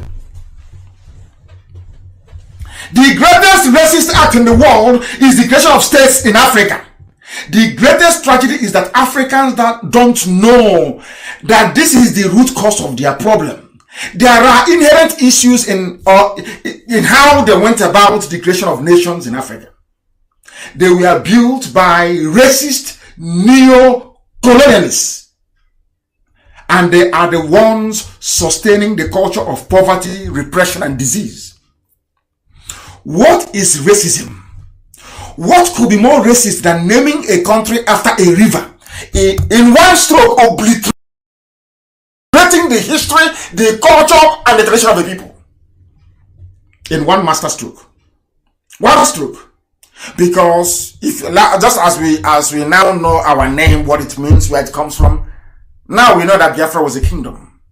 But the kingdom of God in heaven. People wonder, but how can it be? I said, because you are blind in the spirit. That is why we name our children Chibueze, God is king. Before the British came, nobody answered king in our land. Eze doesn't mean king.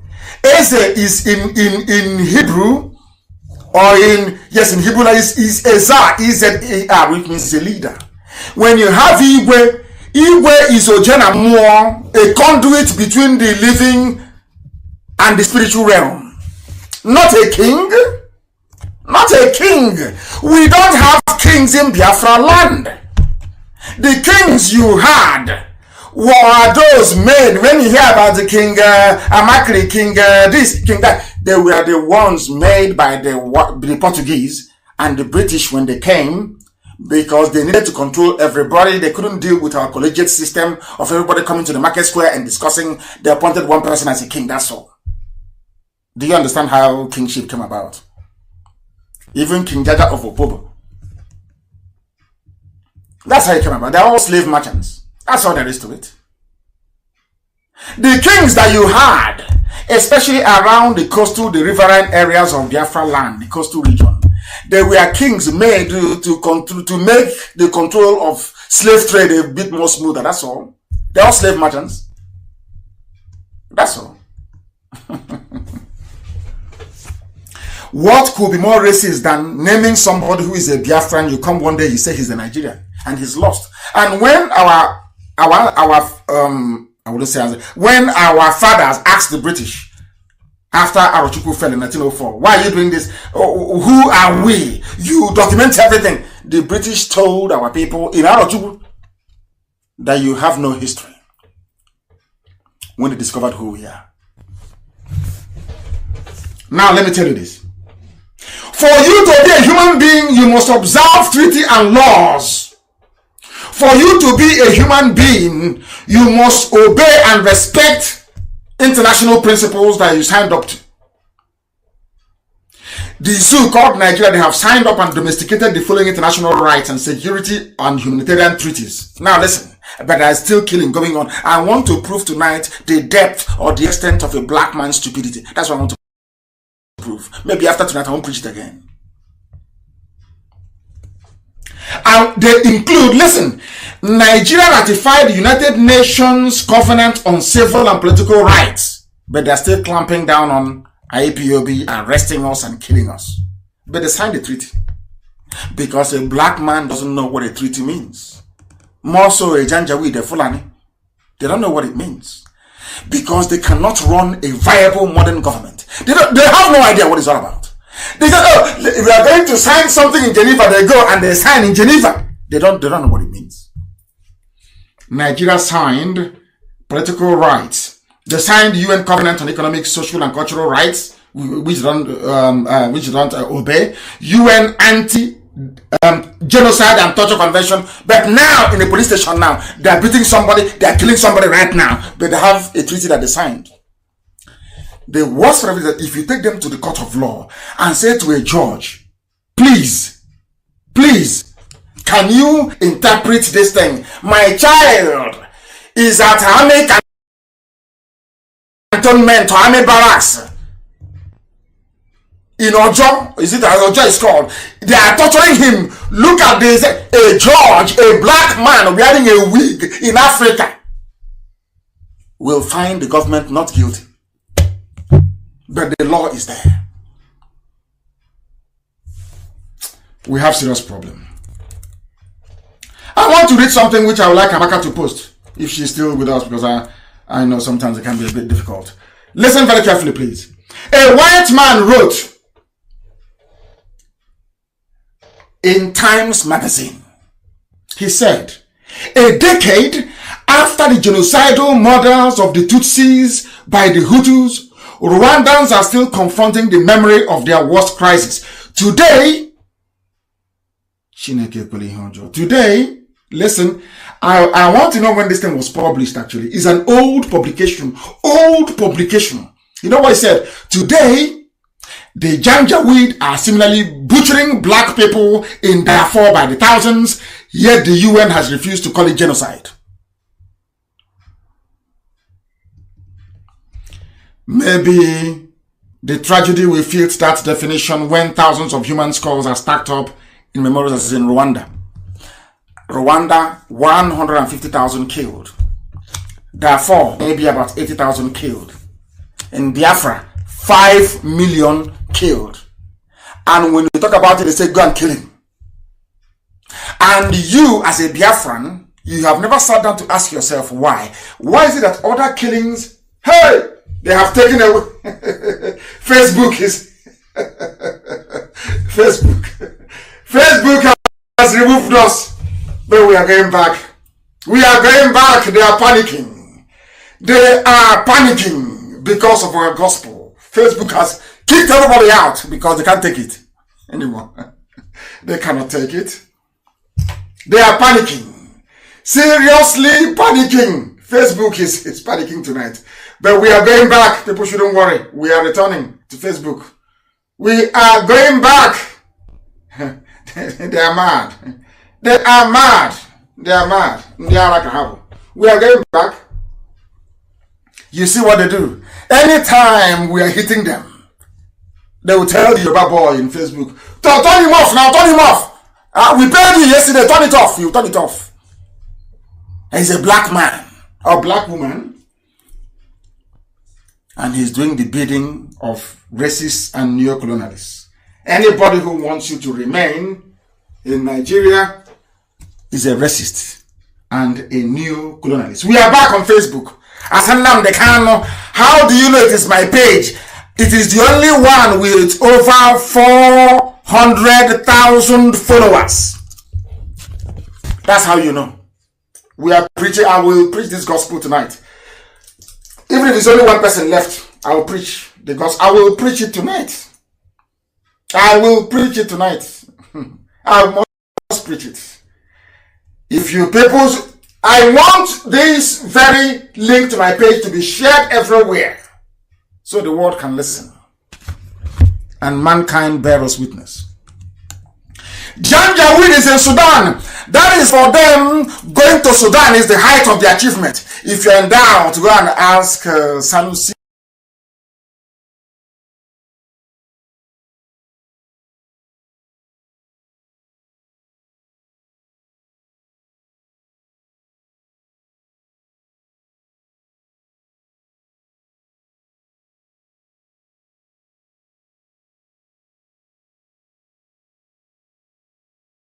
Lamido Sanusi.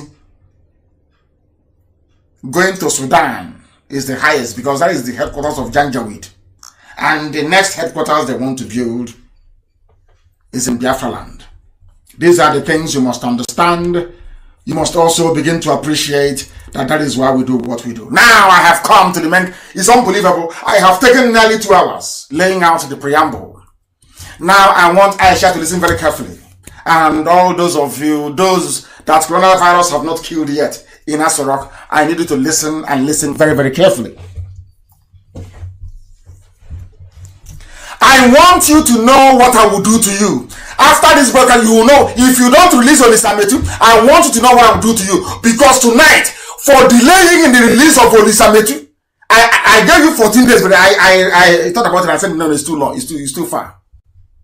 For delaying the release of Olisametu, I am going to give the whole world, I'm going to expose to the world a history you have been hiding for long. And I'm giving you 12 more days. If nothing is happening, then I'll release it. I don't want Nigeria to break down or to break into violence or break down of law and order. No. I want Biafra to be extricated peacefully. That's what I want. I want Biafra to go peacefully. If you insist in dragging your feet to do what is necessary, to do what is right, I've told you what to do many times, or in the release of Olisametu, what I'm about to do now is a child's play compared to what I will do to you then. Now, let me start this evening. I want to now begin to name who the agents of racism are, or the agents of racists. The must be grammatically exact. I want to show you, I want to make you understand who the agents of the racists are. And they are the people you call your leaders inside Nigeria. Listen carefully. We need not look any further. The fall of President Jonathan was what gave me the clue as to who the real enemies are within. And you must know that Jonathan was toppled by a black man, Barack Obama. You must also know that it was in a bid that what Barack Obama was doing was to maintain white supremacy over blacks. Forget all that nonsense working for George Floyd. When he was there, more people died at the hands of the police, white policemen, than under Trump. That is a fact of life. Go and check it. All this sentimental rubbish, I'm not a part of it. You know, we blacks, we love, feeling sorry for ourselves, all that nonsense. It's not for me. Listen. In a bid to sustain white racism, Barack Obama, being an agent of racists, overthrew Jonathan. He did something in Libya and killed Muammar Gaddafi. We'll get to that later. Gowon was the agent too. As I told you, he had a hand in the killing of Murtala Mohammed. Now I am letting them know. Now, today he's a prayer warrior. Now, the Northern Cabal conspiracy against Jonathan, the Fulani elite, they are agents of racists. Fulani, those you call the Cabal. Fulani, they used to call them the Kaduna Mafia before.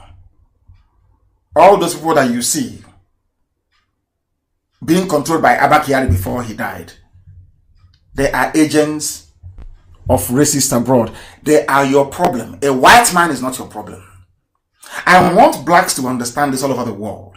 A white man is the least of your problems. Your problem is your stupidity, number one, and secondly, the treachery of most black people.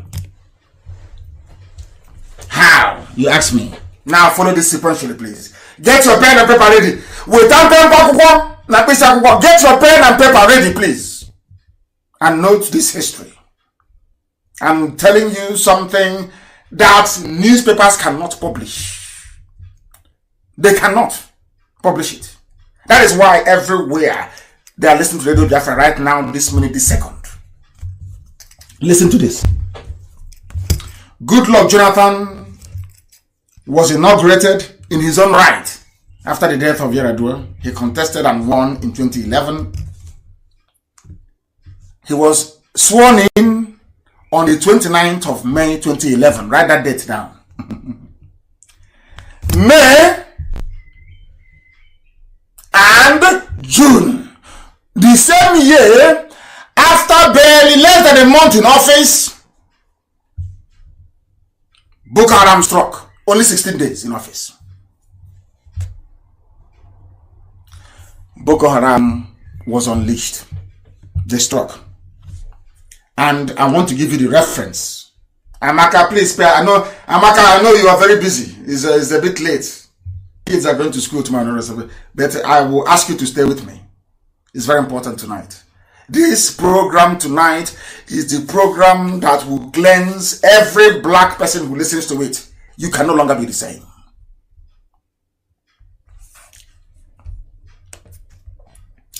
There was a news carried by VOA. I will give you the title of that publication. It's called Islamist Group Claims Responsibility for Nigeria Bombing. 16 days after Jonathan was sworn in 2011, the plan to remove him started. And I am making this assertion so when I go to the US, Obama can sue me. I am making it very clear right now here that President Barack Obama is a jihadist. He's a murderer and he's a killer. Listen carefully. Obama is a murderer and a killer. Obama never loved black people or loved Africa. No. And I'm proving it to you now. With facts and with figures. Somebody saying they were listening to me, but it's cut off. I hope and pray that people are back. They are back. We are nearly at 6,000. Doesn't matter. We'll continue. Keep sharing it. So that Facebook will be... Mad people everywhere. Jonathan was sworn in May, and in June, the Fulani Janjaweed started to kill people. They did not agitate like IPOB. They were not peaceful. They wanted power by all means, and they started to kill their so-called fellow Nigerians to achieve it. And who was helping them? Obama. This news was reported by VOA on June 15, 2011. Militant Islamic group Boko Haram is claiming responsibility for a suicide bombing outside police headquarters in Nigeria's capital, Abuja, on Thursday. Who are the sponsors? Sali Ndume, who is the chief negotiator, Muhammadu Buhari, who said an attack against Boko Haram is an attack against the North, Buhari. Knowing all these things, knowing that Buhari was in bed with Boko Haram terrorist group, why did the Yorubas vote for him? Yoruba, why did you vote for him? Why? I'm asking a simple question. Because you are all agents of races all over the world. You want to hold people down. You don't like fairness. You don't like justice.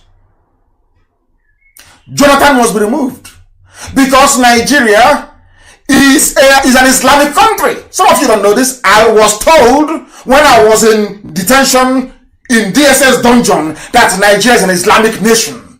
They don't want any Christian in Asarok. So you don't know that? You don't know that Jonathan was an aberration. They used Obasanjo to compensate the Yorubas for the laws for the killing of Abiola. He's their lackey anyway, he's a lapdog. That's why I cannot speak. Jonathan was a mistake. And after that, they sealed it. That's why they were touting Tinubu. Rather than presidency go to an Igbo man, it's rather the Tinubu who is a Muslim will take it. Don't you understand that? They came 16 days after Jonathan was in power. So when I'm asked, when anybody now claiming they are from anybody ignorantly and stupidly calling him or herself a Nigerian town, those you're doing one Nigeria with, as your brother was there 16 days after being sworn in his own right as a president, the bombs went off. These are the people you're in one Nigeria with. All of you are hypocrites. according to VOA, is here. The attack came. Now, from then onwards in 2011, Boko Haram intensified the attacks throughout the northeast. And Jonathan kept paying them money. They kept extorting money from Jonathan. Even Alan Dume said it a few days ago that he didn't know who those that Jonathan met.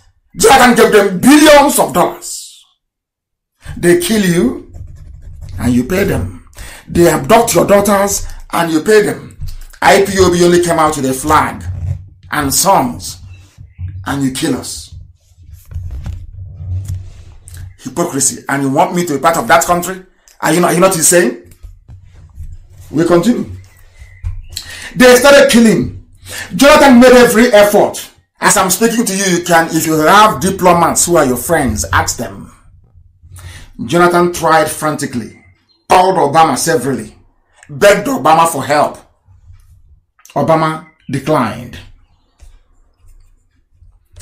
And then Jonathan succeeded in getting a visit to go and see Obama. President Obama will welcome President Goodluck Jonathan of Nigeria to the White House. The president looks forward to consulting with President Jonathan on the latest regional and global developments and deepening our bilateral relationship. You know the usual crap they say. Jonathan, I'm telling you, I know that President Jonathan is listening. And a very lovely wife, who is my aunt, of course, Patience, Jonathan. That is why anybody going towards her, look at what's happening tonight. I'm going to destroy the Fulani Cabal. Now, do you know what happened? Jonathan met with, I'm just reading out the press statement from White House to tell you that Jonathan went. After calling Obama on the phone and begging, Jonathan traveled to Washington to go and meet Obama. Hey. It was then, after the fruitless effort, Obama said, no, I will not help you. Point blank, Obama said no to Jonathan. I won't help you. Obama wanted Jonathan out and for a jihadist to come in so that they can continue this march. What is happening today in Nigeria, the killings, the massacre, the mayhem, Obama is aware of it. He planned it. Barack Obama.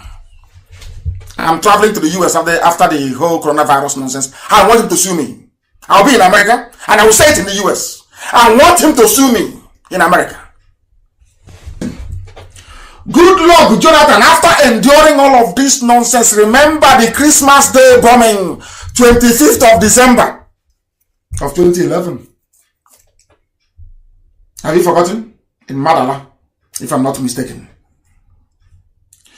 After that, the next year, being 2012, according to BBC, Goodluck Jonathan said that officials in his government, the Fulani people in his government, were sponsors of Boko Haram. He said it. BBC, 8th of January 2012. Nigeria's Goodluck Jonathan. Officials back Boko Haram. Hey, astonishing. Nigeria's president, I'm limited for Nigeria's president has said for the first time he thinks sympathizers of Islamist Boko Haram group are in his government security agencies. This is a warning for those of you doing IRAT job, for those of you working for Alamajiri, for those of you who are DSS agents everywhere, for those of you carrying file, working for Janjaweed, thinking we will not know. Do you know that Boko Haram came out? People inside the presidency of Jonathan were working for Boko Haram. Do you know why they were working for them? They wanted one outcome.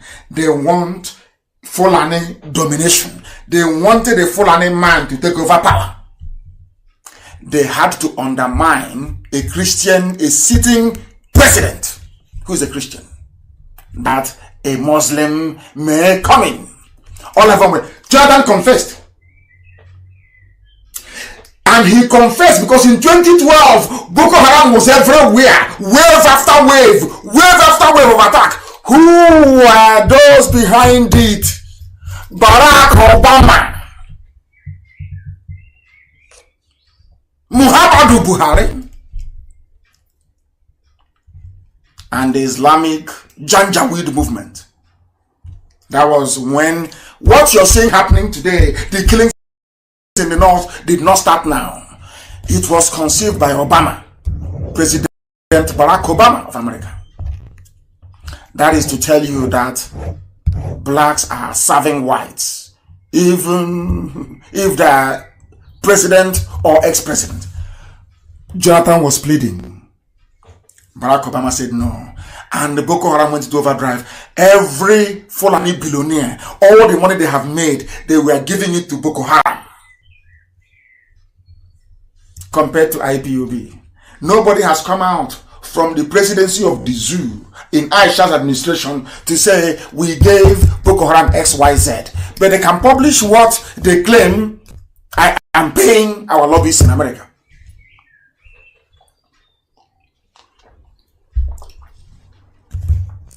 Jonathan was complaining the Fulani people in his administration were actually Boko Haram sympathizers. Do you see how people work with one mind? Boko Haram are doing the killings for them. They're in the presidency, strangling Jonathan, quite literally. As if you don't know. See if you don't know. Jonathan was asked to seek help from Israel. Now he's going to be shocked. Remember when Jonathan went to Israel? And he was praying at the wall.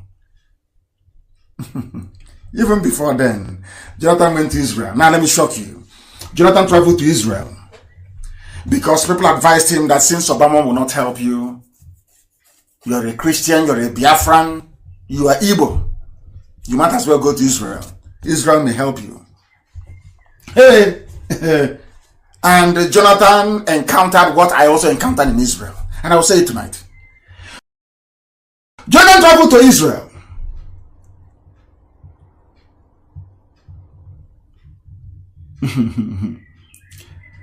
They asked him, do you know who advised him to go to Israel? You know, he's like his namesake, Zeke. They love to surround themselves with Fulani. I don't know why. What is wrong with our people? His security advisor was a Fulani. Everybody was Fulani. They asked him, since Obama have said no, why don't you go to Israel? He didn't know it was a trap. Jonathan traveled to Israel. As a Christian. He believed that it was that the move will make him feel better. Israel will give him good advice and support. But he didn't know that in world politics that economic interest is more important than anything. Do you know that? Do you remember when we were growing up? They said it was Mossad that was guarding Babangida. It was Mossad that designed Asarok. It was Mossad that put in place all the security you see in Asarok today. That is why it cannot be taken by a light infantry brigade. They cannot take Asarok. Nobody can storm Asarok and take it easily. Only if there is heavy machinery or if they are prepared to lay siege to it for months on end. It was designed by Mossad of Israel. Now, when Jonathan got to Israel, not knowing in Israel, they now told Mossad now told Jonathan to go back and consult IBB about what needs to happen. That IBB is the agent. Ibrahim Babangida is an Israeli Secret Service agent. He'll be shocked. He must have fallen off his chair by now. He'll be wondering, how did this madman know this? Now, they now said to Jonathan, if you want Mossad to help you fight Boko Haram, that he now needs to go back to IBB and get permission. And the IBB will tell him what to do as their agent. It was at that meeting that IBB recommended that his former aide-de-camp, Dasuki, be made the National Security Advisor. Follow this very carefully. I'm saying this tonight to warn Aisha what I will do to you. If you don't listen to this, what I will do to you. What I will do to you, any ear that hears it will start bleeding. I want to use Ibrahim Babangida and Dasuki and what transfer with Jonathan to give you a taste of what is to come. They asked Jonathan to meet Babangida. Jonathan went and met Babangida. And Babangida said, you will make Dasuki your aide de camp, your ADC. And after the agreement was reached, Jonathan was now arranged to travel back to Israel to meet Prime Minister Netanyahu on the 28th of October in 2013. Are you following? Mossad now said, our own brothers in Israel now said to Jonathan, you must work with Dasuki before coming to Israel. Mossad told Jonathan that Dasuki is the only man we trust. You must work with Dasuki. And who recommended Dasuki was IBB, who is their main man. Jonathan had no previous connection with Dasuki. So they now asked for Dasuki to come. Dasuki came. Jonathan knelt down in front of Ibrahim Dasuki to beg him. And Dasuki said to Jonathan, I will work with you only on two conditions. One, there will be no protocol with me. I will run the office of the National Security Advisor as I see fit. And another thing, you must appoint Lamido Sanusi as the CBN governor. That was how Sanusi became the governor of CBN. Are you listening to me? I'm giving you facts and figures. That journalists in the zoo right now, they're going crazy. That was how. Now you can see the chain. They are now circling. The Janjaweed are now moving into position to circle Jonathan completely and destroy him in 2015. They said to Jonathan,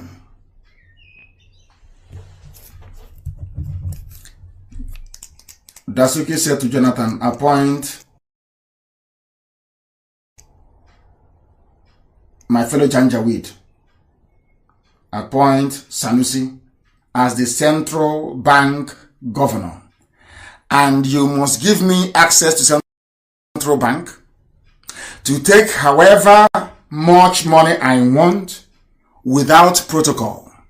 And to facilitate that, I need my own fellow Janjaweed, my own brother, my own fellow Islamist in Sanusi. There, so when I go to take the money, nobody will talk. Jonathan agreed and gave his approval.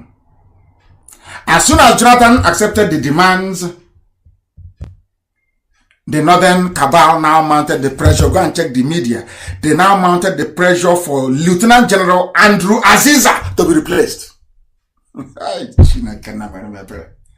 have the secret. The only reason why I don't want to release it, I don't want Nigeria to, people have died too much. I don't want people to die.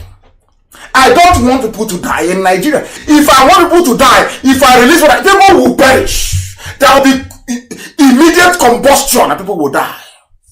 I'm feeling Aisha needs to reason and do what I've asked her to do. Not just she knows the number to call to reach us, so we can tell her the modalities, how the referendum is going to go. Or else, I'm finishing Nigeria. Nigeria is gone after tonight. They're finished. That's what I must preach. Jonathan made Sanusi Lamido Sanusi CBN governor so that Dasuki can have easy access to foreign currency without question. He can take any amount he likes. Nobody can question him. That was the deal. Babangida was seen on it.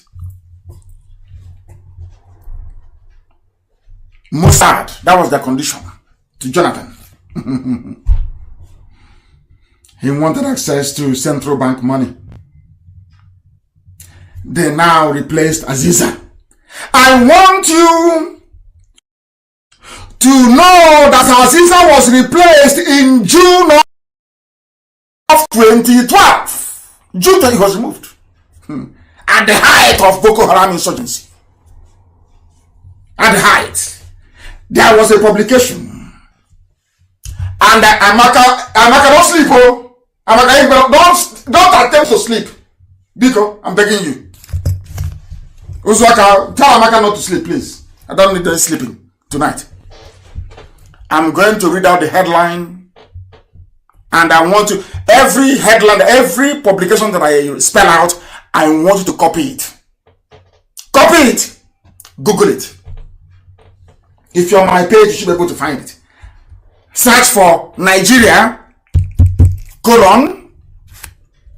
Northern governors hail removal of National Security Advisor and the Defense Minister. These were the grand plan of Babangida with Mossad.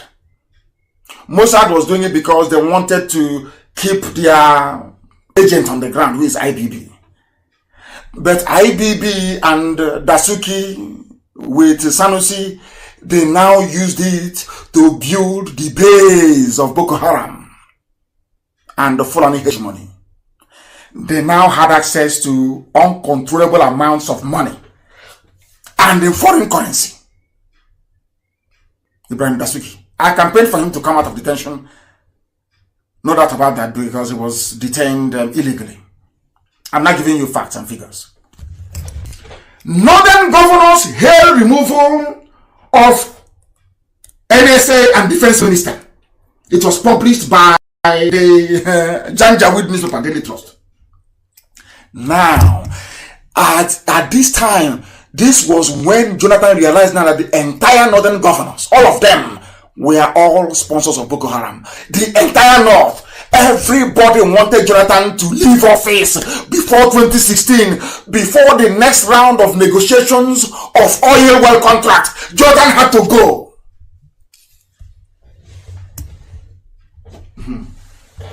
Listen, the Northern States Governors Forum has described the decision of President Goodluck Jonathan to remove Minister of Defense Dr. Bello Haliru and National Security Advisor Lieutenant General Andrew Aziza as a good step in the right direction.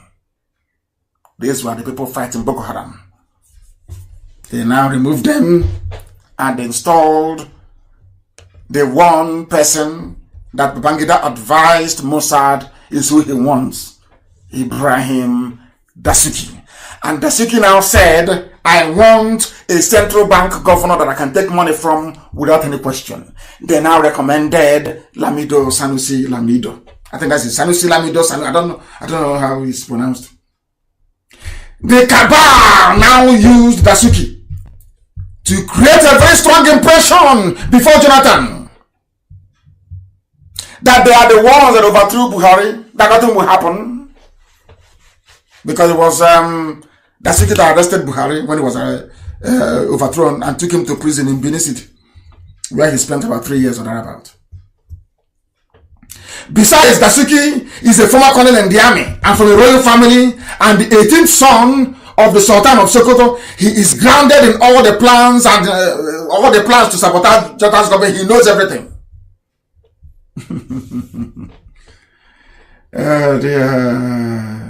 So the keeping of Dasuki in detention was a game plan. They know they all stole the money.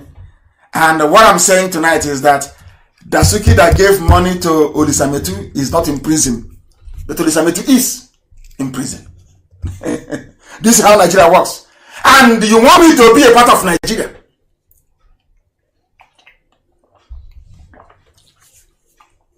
You accuse me of stealing, you jail me. But the person that gave me the money that you claim you caught me with is walking about freely. Is that justice? Is that fairness? Who would want to be in such a country, I'm asking you? Who in their right mind? We'll continue this evening. I said this is lecture that I'm giving. We are giving a lecture. Lecture. Nkuzi. I want to let Aisha Buhari know that the secrets I have about Nigeria is It's just an appetizer. Don't release the Olisametu, then you see. This was a simple appetizer. They used Dasuki. The appointment of Dasuki gave Ibrahim Babangida and his men unlimited access to CBN. They stole CBN dry. That man on a wheelchair. Even in a wheelchair, Babangida is still stealing and thieving. He thinks Mossad will defend me. Oh dear me. You know what they did? They started looting billions of dollars, unaccounted for.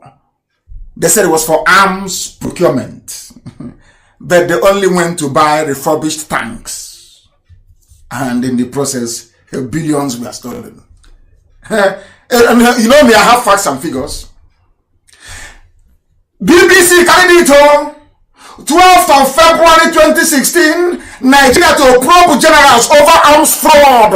Arms fraud facilitated by Ibrahim Babangida, executed by Dasuki through a kleptomaniac in Sanusi. Oh, Fulani, because of Jonathan's cowardice, Fulani Caliphate, the Janjaweed, the feudal lords, they made nothing less than 11 billion US dollars. 11 billion. That was not borrowing money all over the place. Even on a wheelchair, Babangida made money. That is why they can import the grass. You know, the son plays polo with a horse. The grass the horse eats, they import from the pampas of Argentina. The horse that Babangida's son Mohammed uses to play polo, they import it from Argentina. The zoo is there. 12 senior Nigerian army officers have been handed over to the anti-corruption agency for their alleged involvement in arms scandal. That was the 2 billion they can find. That's why they're holding Olisametu. Olisametu never took any money from anybody, not from Central Bank, but they're holding him because he is an Igbo man. He is a Biafran. They know nobody will stand up for him. They know the politicians cannot circle their wagon and say enough is enough. They have been backbiting and stabbing each other at the back, that they are useless. They can't come together to fight for anyone. It's there for us to fight for them. And we shall continue to do so, because it's the right thing to do. Generals indicted, or should I say, of course, indicted. That's Nigeria for you. We'll continue. I'm giving you facts, I'm giving you figures. Furthermore, Transparency International Defense and Security made a report on how all the funds made available to Jonathan's government were looted. So, as the Fulanis were stealing the money, the Fulanis were giving part of it to Yoruba media to say that Jonathan is corrupt. And Jonathan, being a gentleman who cannot speak for himself, was helpless. Obama wanted him out. Israel that he went to, as he ran to them as a brother, they referred him again to Muslims. Mossad of Israel, which is a disgrace. Referred Jonathan back to Muslims because they are their agents. Agents against your own people. Agents against your own people. Terrible. We continue. After Jonathan, the report, let me give it to you, please, so you know what I'm talking about. It was a publication by Transparency International. Transparency, it is called Weaponizing no, that's what the title is Weaponizing Transparency. Defense Procurement Reform as a counter-terrorism strategy in Nigeria. They are the ones that refused to help Jonathan Obama's administration. But now that Jordan had gone to Israel, and Israel said, do what Babangida asked you to do, which is to appoint Dasuki. And Dasuki said, before I can take it on, you must appoint Sanusi to give me access to money. They are now blaming Jonathan again for corruption in PDP. Corruption everywhere. Whereas it is Fulani that we are taking all the money. The same thing they're doing today. That's the way they are. To loot, as Lugard said. Transparency International. No weapon came. Instead of Obama to give weapons directly to Jonathan to go and fight Boko Haram, they asked them to go and bring the money and buy. Jonathan, before Jonathan could get at the money, they said, you must put Tasuki and Sanusi Lamido. And that was the end of it. And instead of fighting Boko Haram, they were busy looting all the money and people were dying. Unbelievable.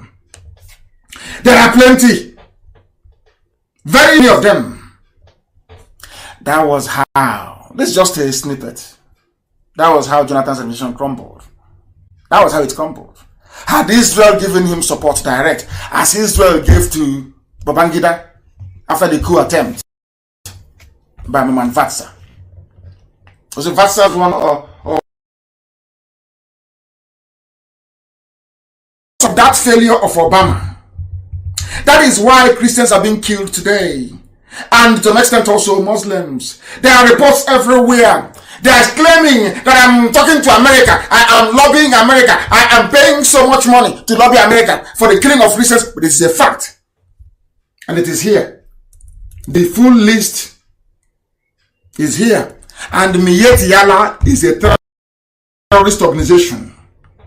No one has prescribed them. They are still there.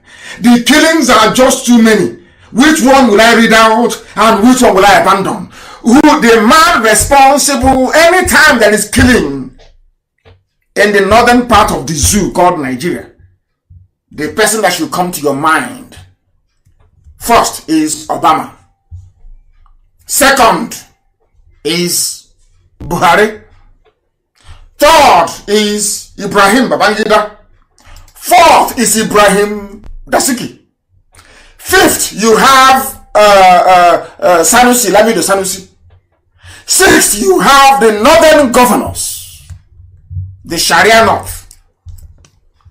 They are the reason why people are dying today. And they have the temerity to blame Jonathan. They have the temerity to blame the terrorists when they themselves are the ones that used it to leverage it, to siphon and to loot as much as possible. There are headlines all over the world attesting to the fact that Christians in Nigeria, Christians, they are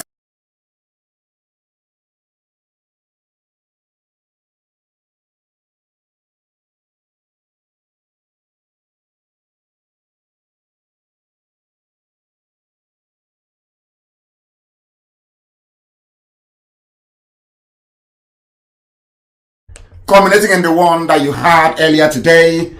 69 people killed in Borno. That is the gift of Fulani to you. And after all these shenanigans, after all this looting, killing, subterfuge, deception, and lies, somebody will come out and say, I am from the north. I want to contest in 2023. And some of you fools will say, that is what I said. A black man, your problem is in your brain.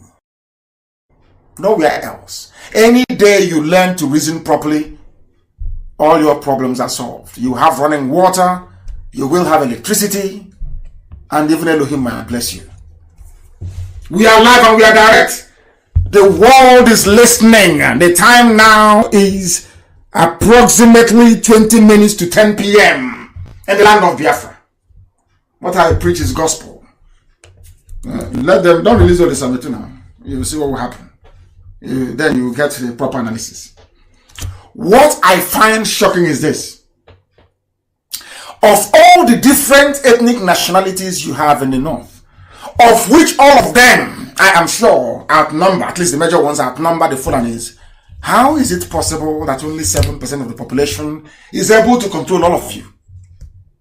It's not that the Fulanis are educated. And that is what I find astonishing. It's not that they are smart, they're not educated, they move their useless cattle from place to place. They research on how to make suya better by the invented cliche, which is the art of slicing wafer slice of a meat and you sun dry it. That's the achievement in 33 years.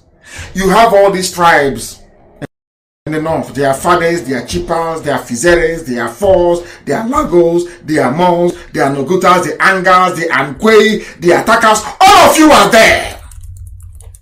You cannot group together and say enough is enough. Look at what they did to Hausa people.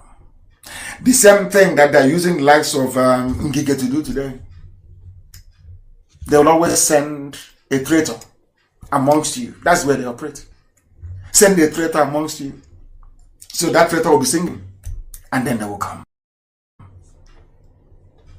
All of you are there. You have not managed to get yourselves together. The Beles, the Bayos, the Bashiris of Plateau State, the Bakers of Bauchi, the Baras of Bauchi, the Banso of Adamawa. All ethnic nationalities subsumed and swallowed by the Fulani, using terrorism and advanced Janjaweedism. You people, I feel sorry for you. I feel sorry for all of you in the zoo called Nigeria. There are the Guas in Adamawa, the Gures are in Kanu. None of them is from Hausa. These are, how come they're not minorities? Do you want me to tell you how many minorities you have, or should I say, let me call them minorities for now. You have in the north. How many minorities you have in the north? It is over 160. In fact, Chinas, I gave you the list to Amaka to publish. There is no minority commission in the north. Nobody's complaining in the north because they were conquered and subdued. But in our land, in Biafran land, where the Igbos, the majority ethnicity, did not conquer anybody, people are just running their mouth like a broken down machine, just making noise and talking rubbish. Pure nonsense. But look at the north, where there was conquest. The Fulani come subdued. This is Cheon Allah subdued them.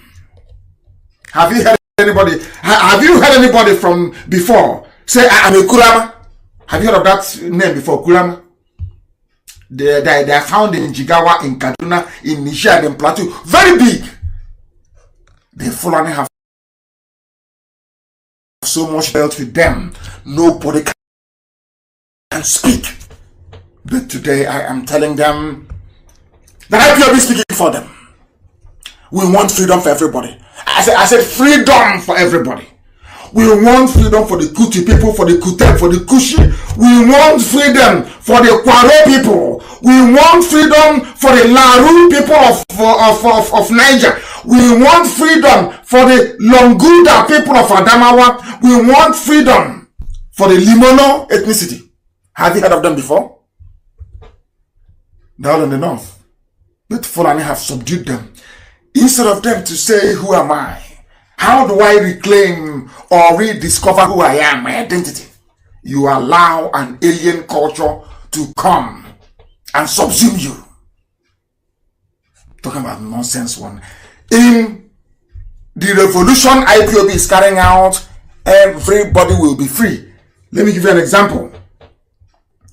The Ngizim tribe of Yobe can decide to form an alliance with the Ngamo tribe, also of Bauchi and Yobe, to form a nation. That's their prerogative. That is their prerogative. If you don't know, that is what IPOB is bringing. That is what this Biafra agitation is all about. I want people. There is a group of people called the Ninzam people, or the Ninzo people of Kaduna and Plateau. Have you heard of them before? Have you? They are human beings. Every time is Fulani must rule. It's turn of Yoruba. After that, it's Igbo man's turn. How about all these people? Are they not human beings? The Indo people of Taraba, are they not humans? When will they become a president? Those that say, oh, let's rotate it. I am giving you the ethnic nationalities in the north. There is the Ogori people of Kwara, the Yandana people of Taraba. There is the Power Afar people of Bauchi.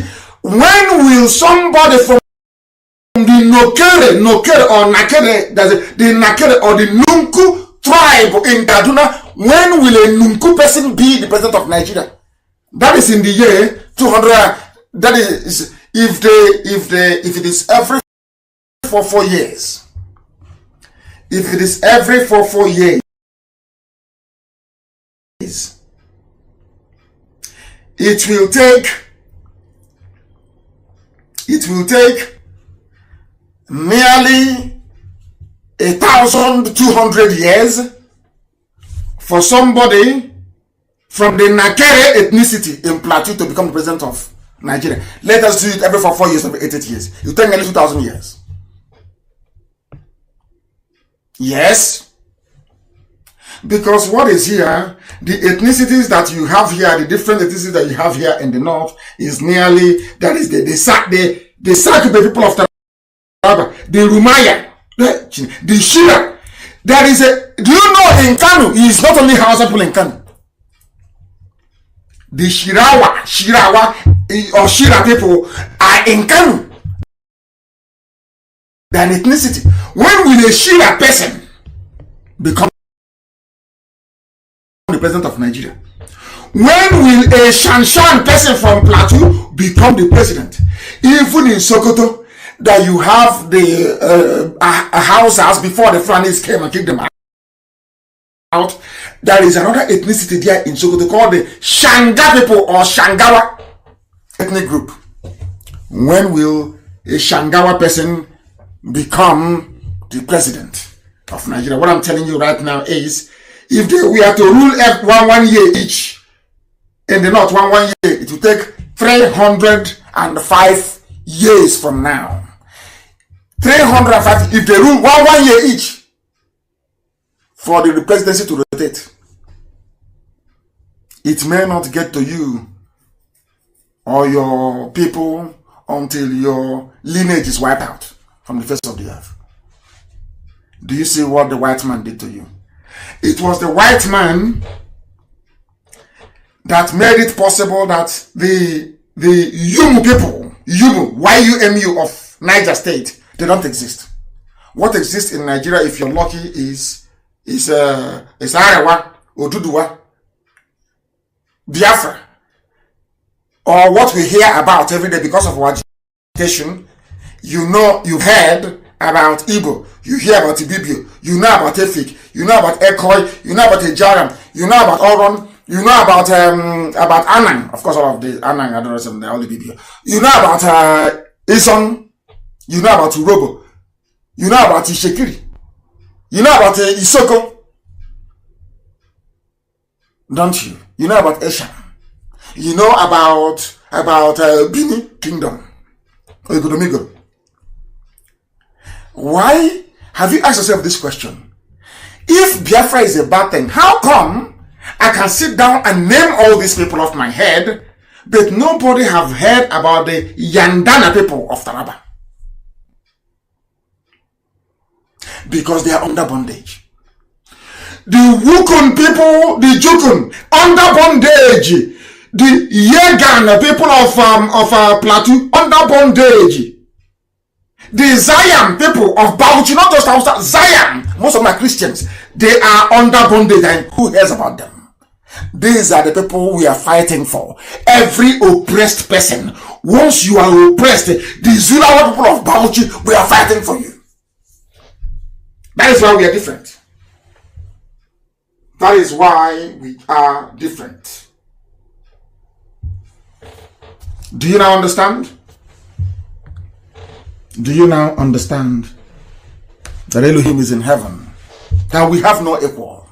None whatsoever. All these people, are they not? How can a white man come with one stroke of the pen, the history, the culture, the life of the Wukun people not known, the Wamba people, they are not known, the Waji people of Bauchi not known, the Waka people, W-A-K-A, of Taraba, nobody knows them anymore. They're gone.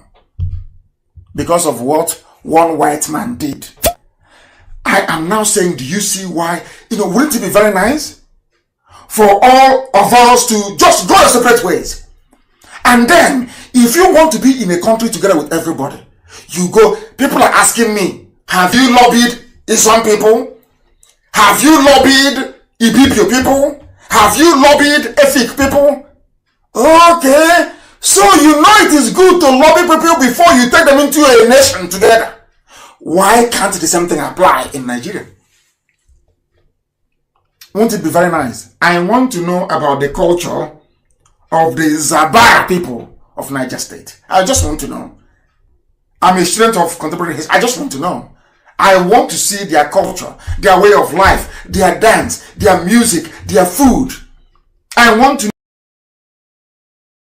know the yacht people of Taraba, the Yumu of Niger, the Yuam of. I want to know who these people are. How can a white man come and with a stroke of the pen, Nigeria, all these his colorful, beautiful history are just wiped away, and you don't want them to be racist towards you? Do you see how I have proven to you that we are the cause of one problem? Not the man that killed George Floyd. We are the reason why George Floyd died. We don't even know these things. How many of you know this? That there is a tribe called Yumu, Y-U-M-U, in Niger State. They are not Hausa, they are not Fulani, they are not Bagi, but they are there. That was how God made Africa. We were living peacefully together side by side, no wars, nothing. Of course, the Fulanis came with their war. But nobody can accuse the Igbo people of waging any war anywhere. Or accuse the Bibios of going to war to take over anybody's land. Or level this accusation against Izon, Ijo, or Ishekiri. Why don't people understand? Why don't they understand that we want to free everybody from the bondage of the zoological republic called Nigeria? We don't have governments in Africa. If I were to be the head of state of a diverse, culturally rich and diverse, contraption like Nigeria, as soon as the white man leaves, I'll call everybody. I said to your tent, oh Israel, if you want us to come together, let us go and have a confab. That confab, the conclave, will sit for 2 years to marshal out and hammer out every detail. Not you drink tea at Lancaster House. Yes. I was at Oxford, Cambridge. I went to Oxford and Cambridge. And yes. And you have tried to maintain that very thing the white man created. You have failed for nearly 60 years. You have failed. You're a failure. And you're continuing with it. Every 4 years you renew your idiocy. You call it election and voting. Every 4 years. Because you're a black man. Because your brain cells don't engage. Because you're not analytical. Because you're not critical. We don't have governments in Africa that reflect the essence of what Africa should be. Africa should not be like Europe. No! I say no! It shouldn't be like Europe. Let everybody go back to their ethnicity. Go back to where you come from. And start from there. Go back to your village. Go back to your homes. Not converging in Abuja and in Lagos like a bunch of idiots. Spain is a country governed by Spanish laws. Even Catalonia, they have their own laws. You have English people in England speaking English language and making laws in English. In France, the same. Everywhere it is the same. Why can't Africans reason? Why can't I make laws in Igbo land, in Igbo language? Why not? Why can't I make laws in Ishekiri language for Ishekiri people? What is wrong with black people from Africa? Why must you copy or maintain a racist creation? These artificial boundaries that you have. When somebody questions what a white man has done, you say, he's a secession. You're seceding. You're insulting me. As somebody talking to me about it, that means you're insulting me. How can I secede from something I did not create? If I go into an agreement with you, then you can call it alternatization. I don't know who you are. You came from somewhere looking very pale and white. You come and you say, your name is Nigeria. And idiots are jumping up and down. You don't know we are Biafrans, that we reason? You don't know we reason? We don't answer the name of a river. We don't. We name rivers. Rivers don't name us. Mad people everywhere. Some of you, I want to tell you something this evening. I want to teach you something this evening that some of you don't understand. There is a place called Katsina Allah in Benue State. That Katsina Allah was created in 1914. It's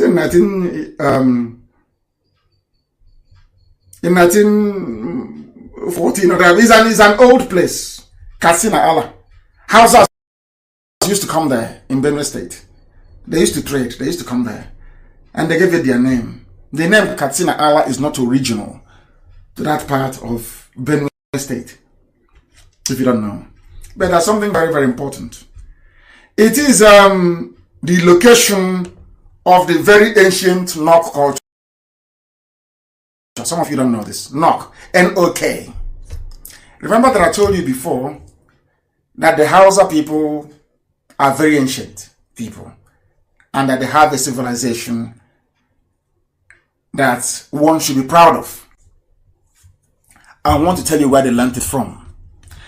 There is an Iron Age population. Their name is Nok, N-O-K. There is something I'll tell about this Nok and Ham. These are all biblical names. But I'll come to that later. And how it affects Biafra, I will tell you. You know, I told you that Biafra is over 5,000 years old. I will tell you something about the Nok people and the Ham inhabitants. The Nok people came originally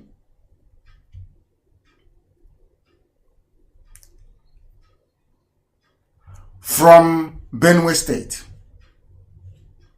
It was when the Hausas came that they copied their bronze works, how to smelt tools, and how to forge tools, and took it back to Zaria. That was how the Hausa people learned to build a musket, a gun. The Hausa people learned how to build a gun before any white man did anywhere in the whole world. You'll be shocked. They came to the land of Nok in present-day Benue State. They learned how to smelt, and they learned how to forge tools. And you know the funniest thing? They were doing this thing 500 to 1,000 years before Christ was born. 1,550 BC. I don't want them to close us down before they say we know too much. I don't want somebody to say this Biafra shouldn't come. These people, they know too much. When the white man was still groveling all over the place, before they came down from the mountains in Russia, the Caucasus, black people in Africa were building guns. But when God saw the wickedness in our heart, that we don't love each other, we are very evil and wicked, he took the grace, it's called grace, took it, that gift, took it away from us and gave it to Europeans. You don't know this before, do you? That before the white man started covering his nakedness, there is a piece of Biafra land where people were smelting iron.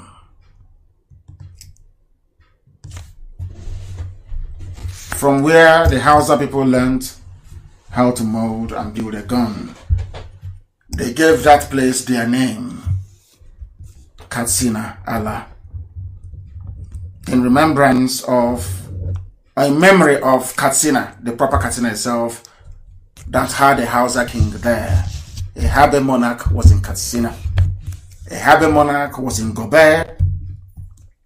A Habe monarch was also in Kanu. The Hausas have a very proud tradition and rich cultural heritage which the Fulanis have destroyed.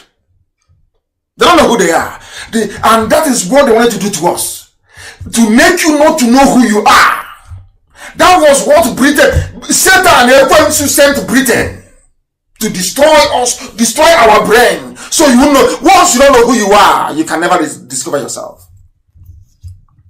I will help the Hausa people rediscover who they are. They have no idea. The Hausa people had the longest, most flourishing, most colorful, most technologically advanced civilization in the history of Africa. Hausa, yes, Hausa, and they are good people. If you see an evil or wicked Hausa man, I can assure you he has Fulani blood in him, or he has been corrupted by Fulani. An original Hausa man is an upright, honest human being before God and before man. I'm telling you the truth.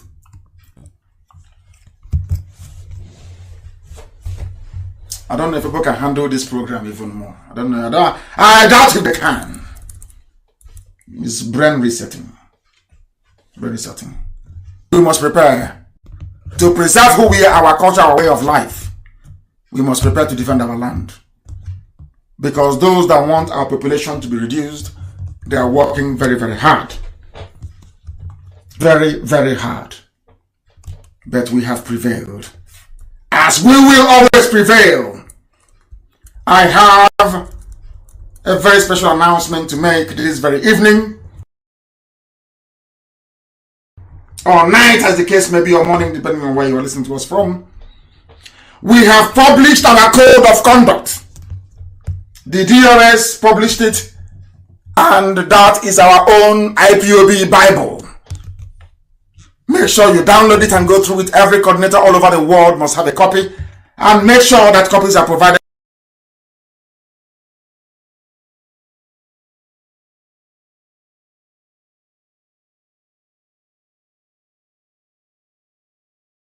for our people, because the whole world is now flooding into IPOB because they have seen the light. And we must tell them how we conduct ourselves. We now have a working document, a code of conduct. We have also set up a conflict resolution committee that will handle every grievance, every complaint, and their decision is final.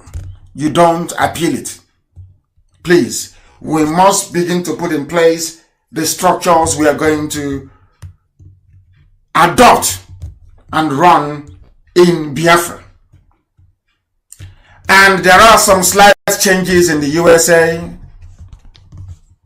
I am announcing this evening that our new Maryland State Coordinator is MAZI Oliver Obi.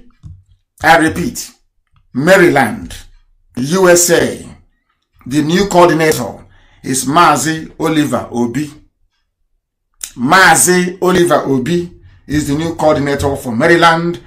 The deputy coordinator for Maryland State is MAZI Cosmos Duru. Deputy coordinator MAZI Cosmos Duru. There is a place called Maryland PG, the county. The zonal coordinator is MAZI Patrick Ndubisi. This takes effect immediately, and I want to thank all our officers that served in this position. Chimampam did very well. He served admirably. I have another job that I want him to do, and he will do it very, very well. I think our USA coordinator announced that That was yesterday or 2 days ago. But in MAZI Obi will replace Chimapam as the coordinator for Maryland. And Chimapam will be placed on a national assignment, which I will tell him when I come over to the USA at the end of this whole pandemic business. The Maryland treasurer, because I don't want men going near our money. I don't want them going close to our money. Maryland treasurer is Madam Evelyn Romigwe, treasurer. Maryland financial secretary, Mr. Jude Irenade. Very, very important. And I'm also announcing this evening that IPOB is one family. We are not two, we are not three. I don't want all this factionalization. I want us to come together as one people, fighting our enemies and defeating them as we have been doing. Please, we must show an example for others to emulate and to copy. There is nothing called IPOB USA North America MD Chapter Incorporated. No, it doesn't exist. If you have registered anything in our name and you're not the coordinator of the state where you are, may I please kindly ask you to return registration to the serving coordinator. That's how it is. When they also move out, they pass it on to the next person who is coming. Because our position is temporal, it's not permanent. The only thing that is permanent is IPOB and Biafra. Everybody else is temporary, please. I'm asking you to pass over those that registered. Not you, Indigenous people of Biafra, USA, North America, MD Chapter Incorporated. Please make sure. In fact, the trade name is IPOB MD. Make sure you hand over all this registration to the new coordinator, who is MAZI Obi. And once again, I must thank Chimapam for the job that is done. And he will continue to serve IPOB in greater capacity as time goes on. And anything of IPOB, any officer, do a handover to the new people, please. Very, very important. Wherever you are, if you are being reassigned or you're moved sideways, please make sure you hand over to the new person coming. We want to train ourselves as to how Biafra will be. Not when you're reassigned, you go and form your own new Biafra, form your own new country. No. We want to do things properly. And on that note, we have come to the end of today's program. And as always, I thank all of you wherever you have listened to us from. But do not forget, never ever question nor doubt the fact that for us here fighting to restore Biafra, we have no other religion. Biafra is our religion. Here on radio, Biafra is where we worship, because Elohim is our God. I thank you very much for listening. And from me, from here, good evening.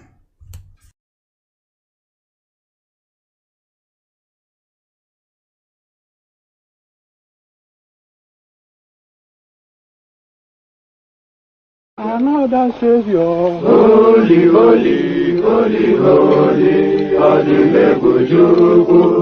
Another Savior. Another Savior. Holy, holy, holy, holy, Adimebujuku. Another Savior. Well, this is Mobien. This is dedicated to the gallant heroes of the Nigerian Biafra War and IPOB families all over the world. I remember the Nigerian Biafran war, in the thickness of the Biafra genocide. Hey, one man revived the vanishing hope to life. Let the great Biafran army to fight, and they were singing out, holy, holy, holy, holy, Olumewojuku is another Savior. They were singing out, holy, holy, holy, holy, Olumewojuku is another Savior.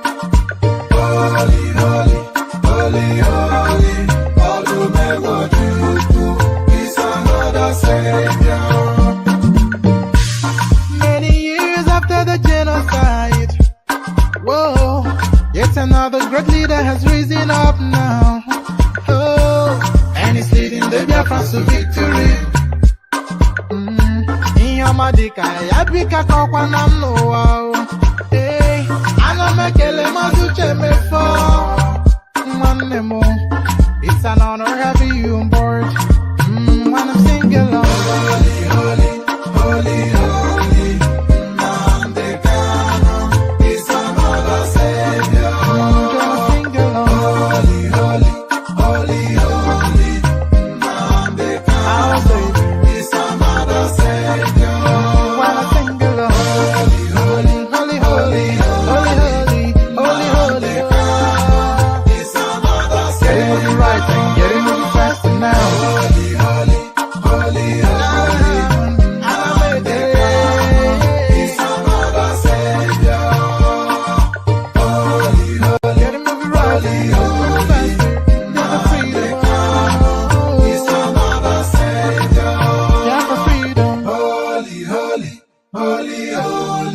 Nnamdi Kanu is another savior. Another savior. Holy, holy, holy, holy, Adimebujuku. Another savior. Another savior. Holy, holy, holy, holy, Adimebujuku. Another savior. Well, this is Mobien. This is dedicated to the gallant heroes of the Nigerian Biafra War and Ipob families all over the world. I remember the Nigerian Biafran War, in the thickness of the Biafra genocide. Hey, one man revived the vanishing hope to life. Let the great Biafran army to fight, and they were singing out, holy, holy, holy, holy. Is another savior. They were singing out, holy, holy, holy, holy, Olumewojuku is another savior. Holy, holy, holy, holy, Olumewojuku is another savior. Many years after the genocide, whoa, yet another great leader has risen up now. Oh, and he's leading the Biafrans to victory. Inyamadika yabika kwa namno wao. Hey, anamekele mazuche mefo. Mwanemo, it's an honor having you on board. When I'm singing along, holy, holy, holy, holy, Nnamdi Kanu is another savior. Holy, holy, holy, holy, Nnamdi Kanu is another savior. When I sing along, holy, holy, holy, holy, holy, holy, holy, holy, is another savior. Getting it right and getting it fast now. Holy, holy, holy, holy, is another savior. Holy, holy, getting it right and